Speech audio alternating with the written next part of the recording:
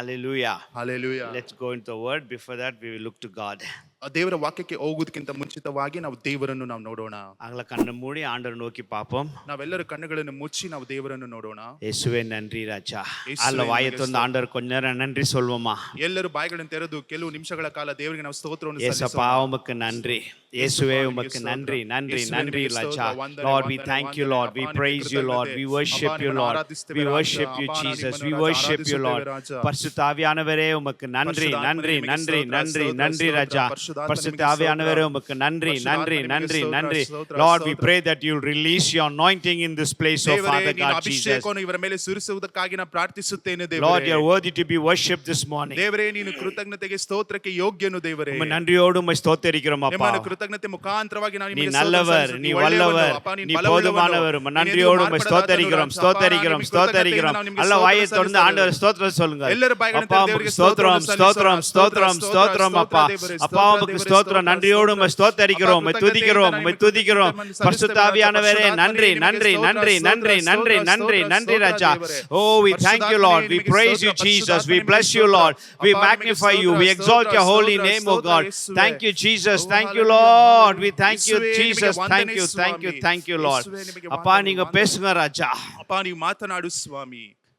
Your name will be glorified. ನಿನ್ನ ನಾಮ ಒಂದೇ ಮಹಿಮೆ ಹೊಂದಲಿ. ಯೇಸುವಿನ ನಾಮದಲ್ಲಿ. ಯೇಸುವಿನ ನಾಮದಲ್ಲಿ. Amen.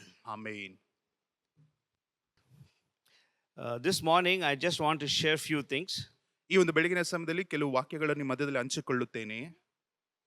What Jesus did between the resurrection and ascension. ಯೇಸು ಕ್ರಿಸ್ತನು ಆತನು ಪುನರುತ್ಥಾನವಾದ ನಂತರ ಆತನು ಮೇಲಕ್ಕೆ ಒಯ್ಯಲ್ಪಡುವುದಕ್ಕಿಂತ ಮುಂಚಿತವಾಗಿ ಏನನ್ನು ಮಾಡಿದನು ಎಂದು ನಾನು ನಿಮ್ಮ ಮಧ್ಯದಲ್ಲಿ ಹೇಳುತ್ತೇನೆ. What Jesus did between the resurrection and the ascension. ಆತನು ಪುನರುತ್ಥಾನವಾದ ನಂತರ ಆತನು ಒಯ್ಯಲ್ಪಡುವುದಕ್ಕಿಂತ ಮುಂಚಿತವಾಗಿ ಏನನ್ನು ಮಾಡಿದನು. ಅವರು ಮರಿತಾರೆ, உயிர்த்தெழுந்துட்டு போயிடல. சில நாட்கள் அங்கே இருந்து சில காரியங்கள் செய்தாரு. ಅವರು ಮರಣವನ್ನು ಹೊಂದಿದರು, ನಂತರ ಪುನರುತ್ಥಾನ ಹೊಂದಿದರು. ಪುನರುತ್ಥಾನವಾದ ನಂತರ ಅವರು ತಕ್ಷಣವೇ ಅವರು ಹೋಗಲಿಲ್ಲ. ಅವರು ಕೆಲವು ದಿನಗಳವರೆಗೂ ಈ ಲೋಕದಲ್ಲಿ ಕಾಣಲ್ಪಟ್ಟರು. பைபிள் இருக்கிற 44 ஜனங்களுக்கு ஒரு 500 ஜனங்களுக்கு மேல அவர் அப்பியர் ஆகி தரிசனமாகி பேசினார். ದೇವರ ವಾಕ್ಯದಲ್ಲಿ ಬರೆಯಲ್ಪಟ್ಟಿದೆ, ಅವರು ಸುಮಾರು 500 ಜನಕ್ಕಿಂತಲೂ ಅಧಿಕವಾಗಿ ಅವರು ದರ್ಶನವನ್ನು ಕೊಟ್ಟು ಅವರ ಸಂಗಡ ಮಾತನಾಡಿದರು. 40 ದಿನಗಳ ಕಾಲ ಈ ಲೋಕದಲ್ಲಿ ಕಾಣಲ್ಪಟ್ಟರು ಎಂದು ಬರೆಯಲ್ಪಟ್ಟಿದೆ. Jesus conquered death. ಯೇಸು ಕ್ರಿಸ್ತನು ಮರಣವನ್ನು ಆತನು ಜಯಿಸಿದನು. He conquered Satan, sin and sickness. ಆತನು ಸೈತಾನನು ಕೊಡುವಂತ ಬಾಧೆಯನ್ನು, ಅದು ಮಾತ್ರವಲ್ಲ ಪಾಪವನ್ನು ಆತನು ಜಯಿಸಿದನು. And his stone was rolled away. ಅದು ಮಾತ್ರವಲ್ಲ ಆತನ ಕಲ್ಲನ್ನು ಆತನು ಹೊರಳಿಸಿದನು. ಅವರು ಮರಿತ ಕಲ್ಲರೆ ಇನ್ನಿಕ್ಕೆ ಖಾಲಿಯಾ ಇರುತ್ತದೆ. ಆತನು ಸತ್ತಂತ ಆ ಒಂದು ಜಾಗವು ಇಲ್ಲೂ ಸಹ ಈ ದಿನದಲ್ಲಿಯೂ ಸಹ ಅದು ಖಾಲಿಯಾಗಿಯೇ ಇದೆ. ಅವರು ಮರಿತು ಉಯಿರ್ತೆழுந்ததனால நம்மளுக்கு ரட்சிப்பு பாவ மன்னிப்பு கிடைச்சிருக்கிறது. ಅವರು ಮರಣವನ್ನು ಹೊಂದಿ ಪುನರುತ್ಥಾನವಾದ ದಿನದಿಂದಲೇ ನಮಗೆ ಪಾಪದಿಂದ ಬಿಡುಗಡೆ, ಅದು ಮಾತ್ರವಲ್ಲ ರಕ್ಷಣೆಯು ನಮಗೆ ದೊರಕಿದೆ. ஒரு 3 இல்ல 4 காரியம் சுருக்கமா ஜல்ದಿ சொல்லி முடிச்சிடலாம். ಒಂದು 3-4 ಕಾರ್ಯಗಳನ್ನು ವೇಗವಾಗಿ ಹೇಳಿ ಮುಗಿಸೋಣ. ಅವರು ಉಯಿರ್ತೆழுந்து ಅವರು ಎತ್ತುಕೊಳ್ಳುಂದು ಅದಕ್ಕೆ ನಡುವೆ என்ன ஆயிடுச்சுன்னு சொல்லிட்டு ಅವರು ಪುನರುತ್ಥಾನ ಹೊಂದಿ ಅದು ಮಾತ್ರಲ್ಲ ಅವರು ಮೇಲಕ್ಕೆ ತೆಗೆದುಕೊಳ್ಳುವಂತ ಸಮಯದಲ್ಲಿ ಅದರ ಮಧ್ಯದಲ್ಲಿ ಏನಾಯಿತೆಂದು ನಾವು ನೋಡೋಣ. யோவான் 20வது அதிகாரம், ಯೋಹಾನನು 20ನೇ ಅಧ್ಯಾಯ 17வது ವಚನ படிங்க. 17ನೇ ವಾಕ್ಯ ನಾವು ಓದೋಣ. ಯೇಸು ಆಕೆಗೆ, ನನ್ನನ್ನು ಹಿಡಿಯಬೇಡ, ಯಾಕೆಂದರೆ ನಾನು ಇನ್ನು ತಂದೆಯ ಬಳಿಗೆ ಏರಿ ಹೋದವನಲ್ಲ. ನೀನು ನನ್ನ ಸಹೋದರರ ಬಳಿಗೆ ಹೋಗಿ, ನಾನು ನನ್ನ ತಂದೆಯೋ ನಿಮ್ಮ ತಂದೆಯೋ ನನ್ನ ದೇವರು ನಿಮ್ಮ ದೇವರು ಆಗಿರುವಾತನ ಬಳಿಗೆ ಏರಿ ಹೋಗುತ್ತೇನೆ ಎಂದು ಅವರಿಗೆ ಹೇಳು ಅಂದನು. திரும்ப படிங்க ಫಸ್ಟ್ ಲೈನ್. ಯೇಸು ಆಕೆಗೆ, ನನ್ನನ್ನು ಹಿಡಿಯಬೇಡ.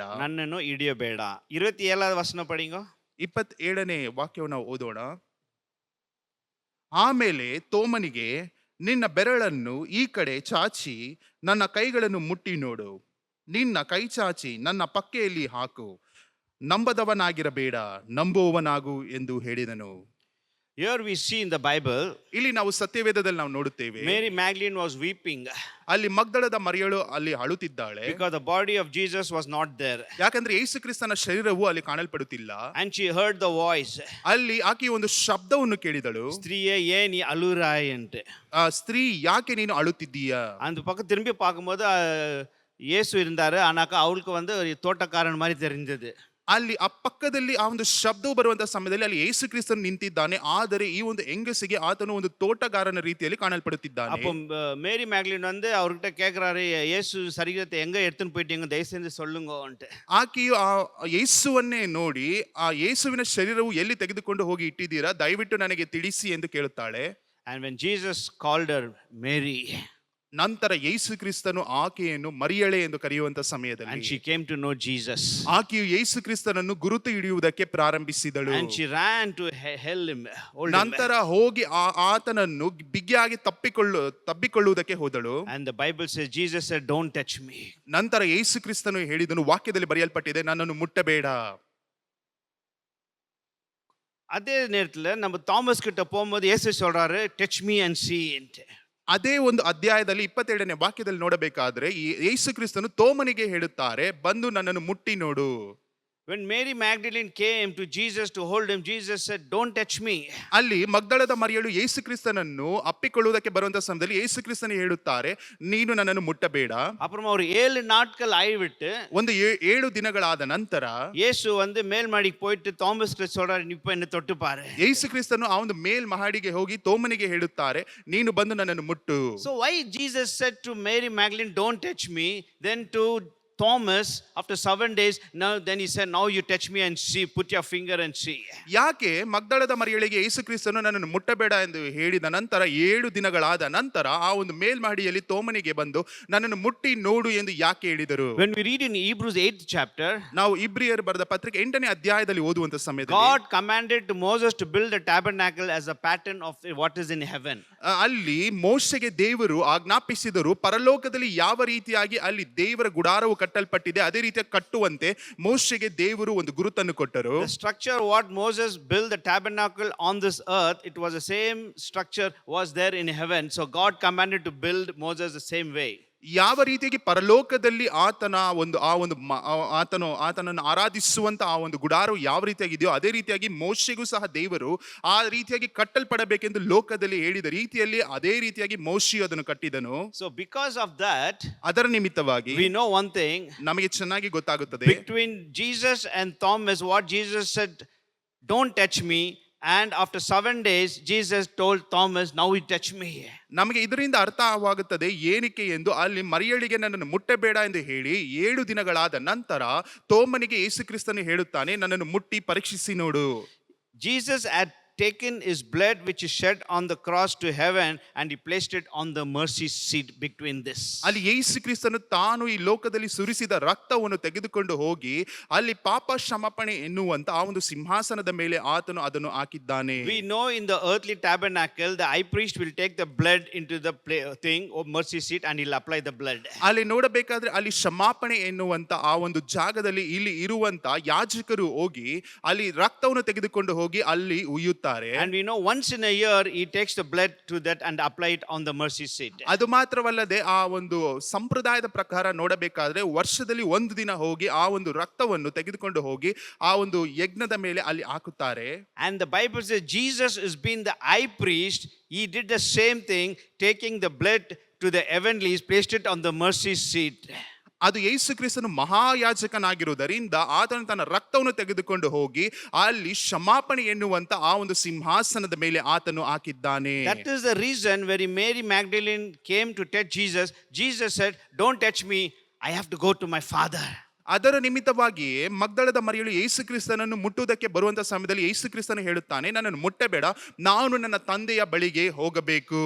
அவருடைய சிந்தின ரத்தத்தை எடுத்து அங்க வந்து he placed it on the mercy seat. Then he came back. That's why he was able to tell to Thomas, now you touch me, put your finger and see.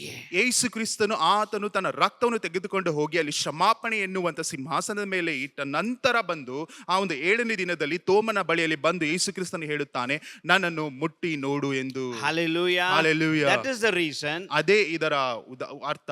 இயேசு வந்து மேரி மகதலேனுக்கு என்ன தொடாதன்னு சொல்லி இந்த காரியங்கள்ல போயிட்டு பரலோகத்துல அந்த ரத்தத்தை எடுத்து அங்க பரிசுத்த இதுல எடுத்து வச்சுட்டு 7 நாள் விட்டு வந்து தாமஸ் சொல்றார், இப்ப என்ன தொடு. ಅದೇ ಇದರ ಅರ್ಥ ಏನೆಂದರೆ ಯೇಸು ಕ್ರಿಸ್ತನು ಮೊಟ್ಟ ಮೊದಲನೇದಾಗಿ ತನ್ನ ರಕ್ತವನ್ನು ತೆಗೆದುಕೊಂಡು ಹೋಗಿ ಪರಲೋಕದಲ್ಲಿ ಸಿಂಹಾಸನದ ಮೇಲೆ ಕ್ಷಮಾಪಣೆ ಎನ್ನುವಂತಹ ಒಂದು ಕಾರ್ಯದ ಮೇಲೆ ಇಡಬೇಕಿತ್ತು. ಅದರ ನಿಮಿತ್ತವಾಗಿ ಮಗ್ದಲದ ಮರಿಯಳಿಗೆ ನನ್ನನ್ನು ಮುಟ್ಟಬೇಡ ಎಂದು ಹೇಳಿ ಆತನು ಮಾಡಿದ ನಂತರ ಬಂದು ತೋಮನ ಬಳಿಯಲ್ಲಿ ಬಂದು ಹೇಳುತ್ತಾರೆ, ಬಂದು ನನ್ನನ್ನು ಮುಟ್ಟಿ ನೋಡು. Till today the blood of Jesus is on the mercy seat in heaven. ಇಲ್ಲಿಯವರೆಗೂ ಈ ದಿನದಲ್ಲಿಯೂ ಸಹ ಆತನ ರಕ್ತವು ಅಲ್ಲಿ ಕ್ಷಮಾಪಣೆ ಎನ್ನುವಂತಹ ಒಂದು ಸ್ಥಳದಲ್ಲಿ ಈಗಲೂ ಸಹ ಇದೆ. இப்பவும் இயேசுவின் வல்லமை, இயேசுவின் ரத்தம் அங்க புதுசா ஃப்ரெஷ்ஷா கட்டாத அப்படியே ஃப்ரெஷ்ஷா அங்க இருக்கிறது. ಈ ದಿನದಲ್ಲಿಯೂ ಸಹ ಯೇಸು ಕ್ರಿಸ್ತನ ರಕ್ತವು ಬಲವು ಆ ಒಂದು ಸಿಂಹಾಸನದಲ್ಲಿ ಕೆಟ್ಟು ಹೋಗದ ರೀತಿಯಲ್ಲಿ ಅದು ಹೊಸದಾಗಿ ಆತನ ರಕ್ತವು ಅಲ್ಲಿ ಕಾಣಲ್ಪಡುತ್ತಿದೆ ಪರಲೋಕದಲ್ಲಿ. பைபிள் இருக்குது, நம்ம ஒரு கண்ணீரும் பாட்டில் அங்க இருக்குதான். ವಾಕ್ಯದಲ್ಲಿಯೂ ಸಹ ಬರೆಯಲ್ಪಟ್ಟಿದೆ, ನಾವು ಸುರಿಸುವಂತ ಒಂದೊಂದು ಕಣ್ಣೀರು ಸಹ ಅಲ್ಲಿ ಆ ಒಂದು ಬಾಣೆಯಲ್ಲಿ ಅವರು ತುಂಬಿಡುತ್ತಾರೆ ಎಂದು. நம்ம சென்ற கண்ணீர் அங்க இருக்குதுன்னா இயேசு சிந்தின ரத்தம் அங்க இன்னும் ஃப்ரெஷ்ஷா இருக்கிறது. ನಮ್ಮ ಕಣ್ಣೀರೇ ಅಲ್ಲಿ ಇರುವುದಾದರೆ ಯೇಸು ಕ್ರಿಸ್ತನು ಸುರಿಸಿದ ರಕ್ತವು ಸಹ ಅಲ್ಲಿ ಹೊಸದಾಗಿ ಆ ಒಂದು ಪರಲೋಕದಲ್ಲಿ ಇದೆ. Through the blood he redeemed us.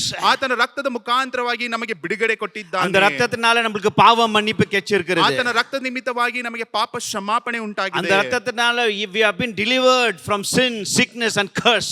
ಆತನ ರಕ್ತದ ಮುಖಾಂತರವಾಗಿ ಶಾಪದಿಂದ ನಮಗೆ ಬಿಡುಗಡೆ ಆಗಿದೆ. ಅದು ಮಾತ್ರವಲ್ಲ, ನಮಗೆ ಅನಾರೋಗ್ಯದಿಂದ ಶಾಪದಿಂದ ಬಿಡುಗಡೆ ಉಂಟಾಗಿದೆ. The high priest will take the blood once in a year.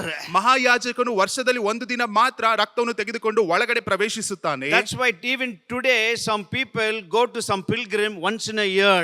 ಈ ದಿನದಲ್ಲಿಯೂ ಸಹ ಅನೇಕ ಜನರು ಪುಣ್ಯ ಕ್ಷೇತ್ರಗಳಿಗೆ ವರ್ಷದಲ್ಲಿ ಒಂದು ಬಾರಿ ಹೋಗಿ ಅಲ್ಲಿ ಸಂಧಿಸುತ್ತಾರೆ. They say if we do it our sins will be forgiven. ಅವರು ಹೇಳುತ್ತಾರೆ, ನಾವು ಈ ಒಂದು ಕಾರ್ಯವನ್ನು ಮಾಡುವುದಾದರೆ ನಮ್ಮ ಪಾಪಗಳು ಕ್ಷಮಿಸಲ್ಪಡುತ್ತದೆ. பழைய ஏற்பாட்டுல பாக்கும்போது ಹಳೆಯ ಒಡಂಬಡಿಕೆಯಲ್ಲಿ ನೋಡುವಂತ ಸಮಯದಲ್ಲಿ the blood of the animal will forgive the sin only for 366 days. ಅಲ್ಲಿ ಹಳೆಯ ಒಡಂಬಡಿಕೆ ಪ್ರಕಾರ ನೋಡಬೇಕಾದ್ರೆ ಆ ಒಂದು ರಕ್ತವು, ಕುರಿಯ ರಕ್ತವು ಇಲ್ಲವಾದ್ರೆ ಯಾವ್ದಾರೋ ಒಂದು ಪಶುವಿನ ರಕ್ತವು ಬರೀ ವರ್ಷ ಮಾತ್ರ 366 ದಿನಗಳು ಮಾತ್ರ ಅಲ್ಲಿ ಪಾಪ ಕ್ಷಮಾಪಣೆ ಉಂಟಾಗುತ್ತದೆ. But the Bible says Jesus took his blood once for all, he forgiven and he has applied the blood on the mercy seat for you and me. ವಾಕ್ಯ ಬರೆಯಲ್ಪಟ್ಟಿದೆ, ಯೇಸು ಕ್ರಿಸ್ತನು ನಮಗೆ ನಿರಂತರವಾಗಿ ಆತ ನಮ್ಮ ಪಾಪದಿಂದ ಬಿಡುಗಡೆ ಮಾಡಿ ಆತನು ತನ್ನ ರಕ್ತವನ್ನು ನಮ್ಮ ಮೇಲೆ ಹಚ್ಚಿದ್ದಾನೆ. Hallelujah, Hallelujah, hallelujah, Hallelujah. once for all ಒಂದೇ ಬಾರಿ he has forgiven us. ನಮ್ಮನ್ನು ಕ್ಷಮಿಸಿದ್ದಾನೆ. Every time when we sin, ಪ್ರತಿ ಬಾರಿ ನಾವು ಪಾಪವನ್ನು ಮಾಡುವಂತ ಸಮಯದಲ್ಲಿ இயேசு கிட்ட போய் நம்ம அறிக்கை செய்யும்போது அந்த ரத்தம் இன்னும் வல்லமையா இருக்கிறது நம்ம பாவத்தை மன்னிக்கிறதுக்கு. ಯೇಸು ಕ್ರಿಸ್ತನ ಬಳಿಯಲ್ಲಿ ಹೋಗಿ ನಾವು ಪಾಪವನ್ನು ಅರಿಕೆ ಮಾಡುವಂತ ಸಮಯದಲ್ಲಿ ಆತನ ರಕ್ತವು ಇನ್ನ ಅದು ಬೆಲೆ ಉಳ್ಳದಾಗಿದೆ. ಅದು ಮಾತ್ರವಲ್ಲ, ಅದು ಜೀವಂತವಾಗಿದೆ. ಅದರ ನಿಮಿತ್ತವಾಗಿ ನಮಗೆ ಆತನು ಬಿಡುಗಡೆ ಕೊಡುವಂತವನಾಗಿದ್ದಾನೆ. Hallelujah, Hallelujah. இயேசு மரித்தார், ಯೇಸು ಆತನ ಮರಣವನ್ನು ಹೊಂದಿದನು, உயிர்த்தெழுந்தார். ಪುನರುತ್ಥಾನ ಹೊಂದಿದನು. அது அவர் எப்படியே மேல போயிட்டு பரலோகத்துல never sat at the right hand of the Father. ಆತನು ತಕ್ಷಣವೇ ಹೋಗಿ ಅಲ್ಲಿ ತಂದೆಯ ಬಲಪಶುವಲ್ಲಿ ಆತನು ಕುಳಿತುಕೊಳ್ಳಲಿಲ್ಲ. He took his blood ಆತನು ತನ್ನ ರಕ್ತವನ್ನು ತೆಗೆದುಕೊಂಡು and he placed it on the mercy seat in heaven. ಆತನು ಅಲ್ಲಿ ಕ್ಷಮಾಪಣೆ ಎನ್ನುವಂತ ಆ ಒಂದು ಸ್ಥಳದಲ್ಲಿ ಆತನು ಹಾಕಿದ್ದಾನೆ. Today, ಇವತ್ತು because of that, ಅದರ ನಿಮಿತ್ತವಾಗಿ we can have access to the God the Father. ನಮಗೂ ಮತ್ತೆ ದೇವರಿಗೆ ಅಲ್ಲಿ ಒಂದು ಒಡನಾಟವನ್ನು ಆತನು ಸ್ಥಾಪಿಸಿದ್ದಾನೆ. Because of that, ಅದರ ನಿಮಿತ್ತವಾಗಿ the curtain in the temple was torn. ಅಲ್ಲಿ ಆ ಒಂದು ದೇವರ ಆಲಯದಲ್ಲಿ ಇದ್ದಂತ ಆ ಒಂದು ಕರ್ಟನ್ಗಳು ಅಲ್ಲಿ ತೆರೆಯಲ್ಪಟ್ಟವು. So we can enter into the holy of holies. ಯಾಕಂದ್ರೆ ನಾವು ಪರಿಶುದ್ಧತೆಯಲ್ಲಿ ಪರಿಶುದ್ಧವಾಗಿರುವಂತ ಸ್ಥಳಕ್ಕೆ ಹೋಗುವುದಕ್ಕೆ ನಮ್ಮಿಂದ ಸಾಧ್ಯವಾಗುತ್ತದೆ. My brother, my sister, ನನ್ನ ಸಹೋದರ ಸಹೋದರಿ, today ಇವತ್ತು there is a blood in heaven. ಪರಲೋಕದಲ್ಲಿ ಒಂದು ರಕ್ತ ಉಂಟು. Because of that, ಅದರ ನಿಮಿತ್ತವಾಗಿ we can have redemption. ಅದರಿಂದ ಬಿಡುಗಡೆ We ಉಂಟಾಗುತ್ತದೆ. can have salvation. ನಮಗೆ ರಕ್ಷಣೆ We ಉಂಟಾಗುತ್ತದೆ. can be delivered from the curse ನಮಗೆ ನಮಗೆ ಶಾಪದಿಂದ ಬಿಡುಗಡೆ ಉಂಟಾಗುತ್ತದೆ. and from sickness. ಅದು ಮಾತ್ರವಲ್ಲ, ಅನಾರೋಗ್ಯದಿಂದ The Bible says ವಾಕ್ಯ ಹೇಳುತ್ತದೆ, the blood of Abel speaks, ಅಲ್ಲಿ ಏಬೆಲನ ರಕ್ತವು ಅದು ಮಾತನಾಡಿತು ಎಂದು. but the blood of Jesus speaks better word. ಆದ್ರೆ ಯೇಸು ಕ್ರಿಸ್ತನ ರಕ್ತವು ಅದಕ್ಕಿಂತಲೂ ಅಧಿಕವಾಗಿ ಮಾತನಾಡುವುದಕ್ಕೆ ಅದರಲ್ಲಿ ಶಕ್ತಿ Till ಉಂಟು. today the blood of Jesus calls for mercy. ಈ ದಿನದಲ್ಲಿಯೂ ಸಹ ಯೇಸು ಕ್ರಿಸ್ತನ ರಕ್ತವು ನಿಮಗೆ ಕ್ಷಮಾಪಣೆ ಕೊಡುವುದಕ್ಕೆ ಅದು ಕರೆಯುತ್ತಿದೆ. Hallelujah, Hallelujah, hallelujah, Hallelujah. One of the reason every time when we go to God and ask him to forgive, because Father sees the blood of his son on the mercy seat, and based on that he forgives our sin. ನಾವು ಪ್ರತಿ ಬಾರಿಯೂ ಪಾಪವನ್ನು ಮಾಡಿ ನಾವು ದೇವರ ಬಳಿಯಲ್ಲಿ ಹೋಗಿ ಕ್ಷಮಾಪಣೆಯನ್ನು ಕೇಳುವಂತ ಸಮಯದಲ್ಲಿ ನಮ್ಮ ತಂದೆಯಾದ ದೇವರು ತನ್ನ ಮಗನಾಗಿರುವಂತ ಯೇಸು ಕ್ರಿಸ್ತನ ರಕ್ತವನ್ನು ಆ ಒಂದು ಕರುಣೆ ಎನ್ನುವಂತ ಸಿಂಹಾಸನದ ಮೇಲೆ ಆತನು ನೋಡುವುದರಿಂದ ಅದರ ಮುಖಾಂತರವಾಗಿ ನಮಗೆ ಪಾಪ ಕ್ಷಮಾಪಣೆಯನ್ನು ಕೊಡುತ್ತಿದ್ದಾನೆ. 2000 ವರ್ಷ ಆಳ್ನಾலும் 2000 ವರ್ಷಗಳ ಆದರೂ ಸಹ அவருடைய ரத்தம் it's not thickened, it's not hardened, it's not clotted, it's fresh. ಆತನ ರಕ್ತವು ಅಲ್ಲಿ ಹಾಳಾಗಲಿಲ್ಲ, ಇಲ್ಲವಾದರೆ ಅದು ಗಟ್ಟಿಯಾಗಲಿಲ್ಲ, ಈಗಲೂ ಸಹ ಅದು ಹೊಸದಾಗಿಯೇ ಕಾಣಲ್ಪಡುತ್ತಿದೆ. That's why when you read in the book of Revelation, ಅದರ ನಿಮಿತ್ತವಾಗಿ ಪ್ರಕಟಣೆಯ ಪುಸ್ತಕದಲ್ಲಿ ಓದುವಂತ the ಸಮಯದಲ್ಲಿ Bible says ವಾಕ್ಯವು ಹೇಳುತ್ತದೆ, there's a lamb who was seated on the throne as if it was slain. ಅಲ್ಲಿ ಪರಲೋಕದಲ್ಲಿ ಒಂದು ಕುರಿಯು ಕುಳಿತುಕೊಂಡಿದೆ, ಅದು ಯಜ್ಞಕ್ಕೆ ಸೀಮಿತವಾಗಿರುವಂತ ಕುರಿಯಾಗಿದೆ. இப்பவும் பலியான ஆட்டுக்குட்டி மாதிரி ஃப்ரெஷ்ஷா அவர் சிங்காசனத்துல இருக்கிறான்னு பைபிள் சொல்கிறது. ವಾಕ್ಯದಲ್ಲೂ ಸಹ ಬರೆಯಲ್ಪಟ್ಟಿದೆ, ಈಗ ಆತನು ಯಜ್ಞದ ಕುರಿಮರಿಯಾಗಿ ಈಗ ತಾನೇ ಆಗಿರುವ ರೀತಿಯಲ್ಲಿ ಆತನು ಸಿಂಹಾಸನದ ಮೇಲೆ ಕುಳಿತುಕೊಂಡಿದ್ದಾನೆ. அவர் உயிர்த்தெழுந்தார். ಆತನು ಪುನರುತ್ಥಾನ ಹೊಂದಿದನು. ரத்தத்தை எடுத்து ಆತನ ರಕ್ತವನ್ನು ತೆಗೆದು பிதா கிட்ட எடுத்துன்னு போய் ತಂದೆಯ ಬಳಿಗೆ ಹೋಗಿ நமக்காக மன்னிப்பு கொண்டு வந்தார். ನಮಗೋಸ್ಕರ ಕ್ಷಮಾಪಣೆಯನ್ನು ತೆಗೆದುಕೊಂಡು ಬಂದಿದ್ದಾನೆ. 2000 வருஷம் ஆனாலும் 2000 ವರ್ಷಗಳಾದರೂ ಸಹ பிதானவர் இயேசு ரத்தத்தை பார்க்கும்போதெல்லாம் நம்மளுக்கு ஒரு விடுதலை, நம்மளுக்கு ஒரு வெற்றி, நம்மளுக்கு ஒரு பாவ மன்னிப்பு, ஒரு ஆசீர்வாதம் இயேசுவின் ரத்தத்தினால.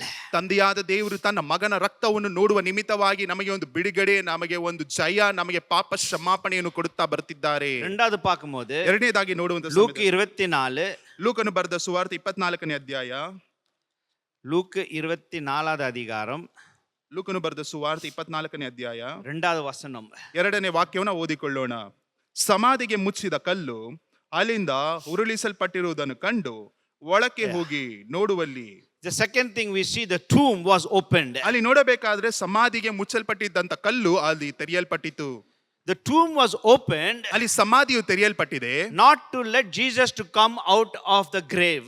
ಅಲ್ಲಿ ಸಮಾಧಿಯಿಂದ ಯೇಸು ಕ್ರಿಸ್ತನನ್ನು ಹೊರಗಡೆ ಬರುವುದಕ್ಕಾಗಿ ತೆಗೆಯಲ್ಪಟ್ಟಿಲ್ಲ. The tomb was opened to let to know the witness to come in and see his body is not there. ಯಾಕೆ ಆ ಒಂದು ಸಮಾಧಿಯು ತೆರೆಯಲ್ಪಟ್ಟಿತು ಎಂದು ನೋಡಬೇಕಾದ್ರೆ ಆತನಿಗೆ ಸಾಕ್ಷಿ ಹೇಳುವುದಕ್ಕೋಸ್ಕರ ಜನರು ಹೋಗಿ ನೋಡಬೇಕು, ಅದನ್ನು ಸಾಕ್ಷಿಗಳಾಗಿ ಮಾರ್ಪಡಬೇಕೆಂಬುದಕ್ಕೋಸ್ಕರ ಆ ಸಮಾಧಿಯು ತೆರೆಯಲ್ಪಟ್ಟಿದೆ. Hallelujah. Hallelujah. Hallelujah. Hallelujah. The tomb was opened ಅಲ್ಲಿ ಸಮಾಧಿಯು ತೆರೆಯಲ್ಪಟ್ಟಿತು for not to Jesus to come out. ಯೇಸು ಕ್ರಿಸ್ತನು ಹೊರಗಡೆ ಬರಬೇಕೆಂಬುದಕ್ಕಾಗಿ ಅಲ್ಲ. The tomb was opened so the witness can go in and see and know that he is not there, he is resurrected.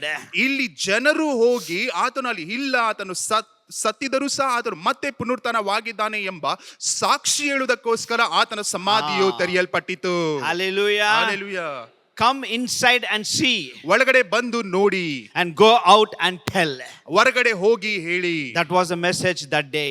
ಆ ಒಂದು ದಿನದ ಸಂದೇಶ ಅದಾಯಿತು. Come in and see. ಒಳಗಡೆ ಬಂದು ನೋಡು And go and tell. ಹೊರಗಡೆ ಹೋಗಿ ಜನರಿಗೆ ಹೇಳು. That's the mandate of the church. ಅದು ಸಭೆಗೆ ಕೊಟ್ಟಲ್ಪಟ್ಟಿರುವಂತ ಬಹಳ ಮುಖ್ಯವಾದ ಕಾರ್ಯವಾಗಿದೆ. Go and tell he is risen. ಹೋಗಿ ಜನರಿಗೆ ಹೇಳು, ಆತನು ಪುನರುತ್ಥಾನವಾಗಿದ್ದಾನೆ. Hallelujah. Hallelujah. Hallelujah. Hallelujah. When we read in the same chapter 30-31வது அதிகாரம் பார்க்கும்போது 30-31ನೇ ವಾಕ್ಯವನ್ನು ಓದುವಂತ ಸಮಯದಲ್ಲಿ Jesus appeared to two disciples on the road of Emmaus. ಇಮಾಮಸ್ ಎಂಬುವಂತ ಆ ಒಂದು ಹಳ್ಳಿಯ ಮಾರ್ಗದಲ್ಲಿ ಯೇಸು ಕ್ರಿಸ್ತನು ತನ್ನ ಇಬ್ಬರು ಶಿಷ್ಯರಿಗೆ ಕಾಣಿಸಿಕೊಂಡನು. ನಮಗೆಲ್ಲ தெரிஞ்ச விஷயம். ನಮಗೆಲ್ಲರಿಗೂ ಗೊತ್ತಿರುವಂತ ವಿಷಯ. அவங்க ಟೇಬಲ್ ಮೇಲೆ ಉட்கார்ந்திருக்கும்போது ಅವರು ಆ ಒಂದು ಟೇಬಲಿನಲ್ಲಿ ಕುಳಿತುಕೊಂಡಿರುವಂತ ಸಮಯದಲ್ಲಿ he took the bread, ಆತನು ರೊಟ್ಟಿಯನ್ನು ತೆಗೆದು gave thanks, ಆ ದೇವರಿಗೆ ಸ್ತೋತ್ರ and ಮಾಡಿ he broke it, ಅದನ್ನು ಮುರಿದು and he gave it. ನಂತರ ಅವರಿಗೆ ಕೊಟ್ಟನು. They sat on the table. ಅವರು ಆ ಒಂದು ಟೇಬಲಿನ ಸುತ್ತಲೂ ಕುಳಿತಿದ್ದಾರೆ. He took the bread, ಅವರು ಆ ಒಂದು ರೊಟ್ಟಿಯನ್ನು ತೆಗೆದು he gave thanks, ದೇವರಿಗೆ ಸ್ತೋತ್ರ and he ಮಾಡಿ broke it, ಅದನ್ನು ಮುರಿದು and he gave. ನಂತರ ಕೊಟ್ಟನು. It sounds very familiar. ಇದು ಬಹಳ ನಾವು ಕೇಳಿದ ರೀತಿಯಲ್ಲಿ ಕಾಣಲ್ಪಡುತ್ತಿದೆ. Even before Jesus did the same thing sitting at the table with the disciples.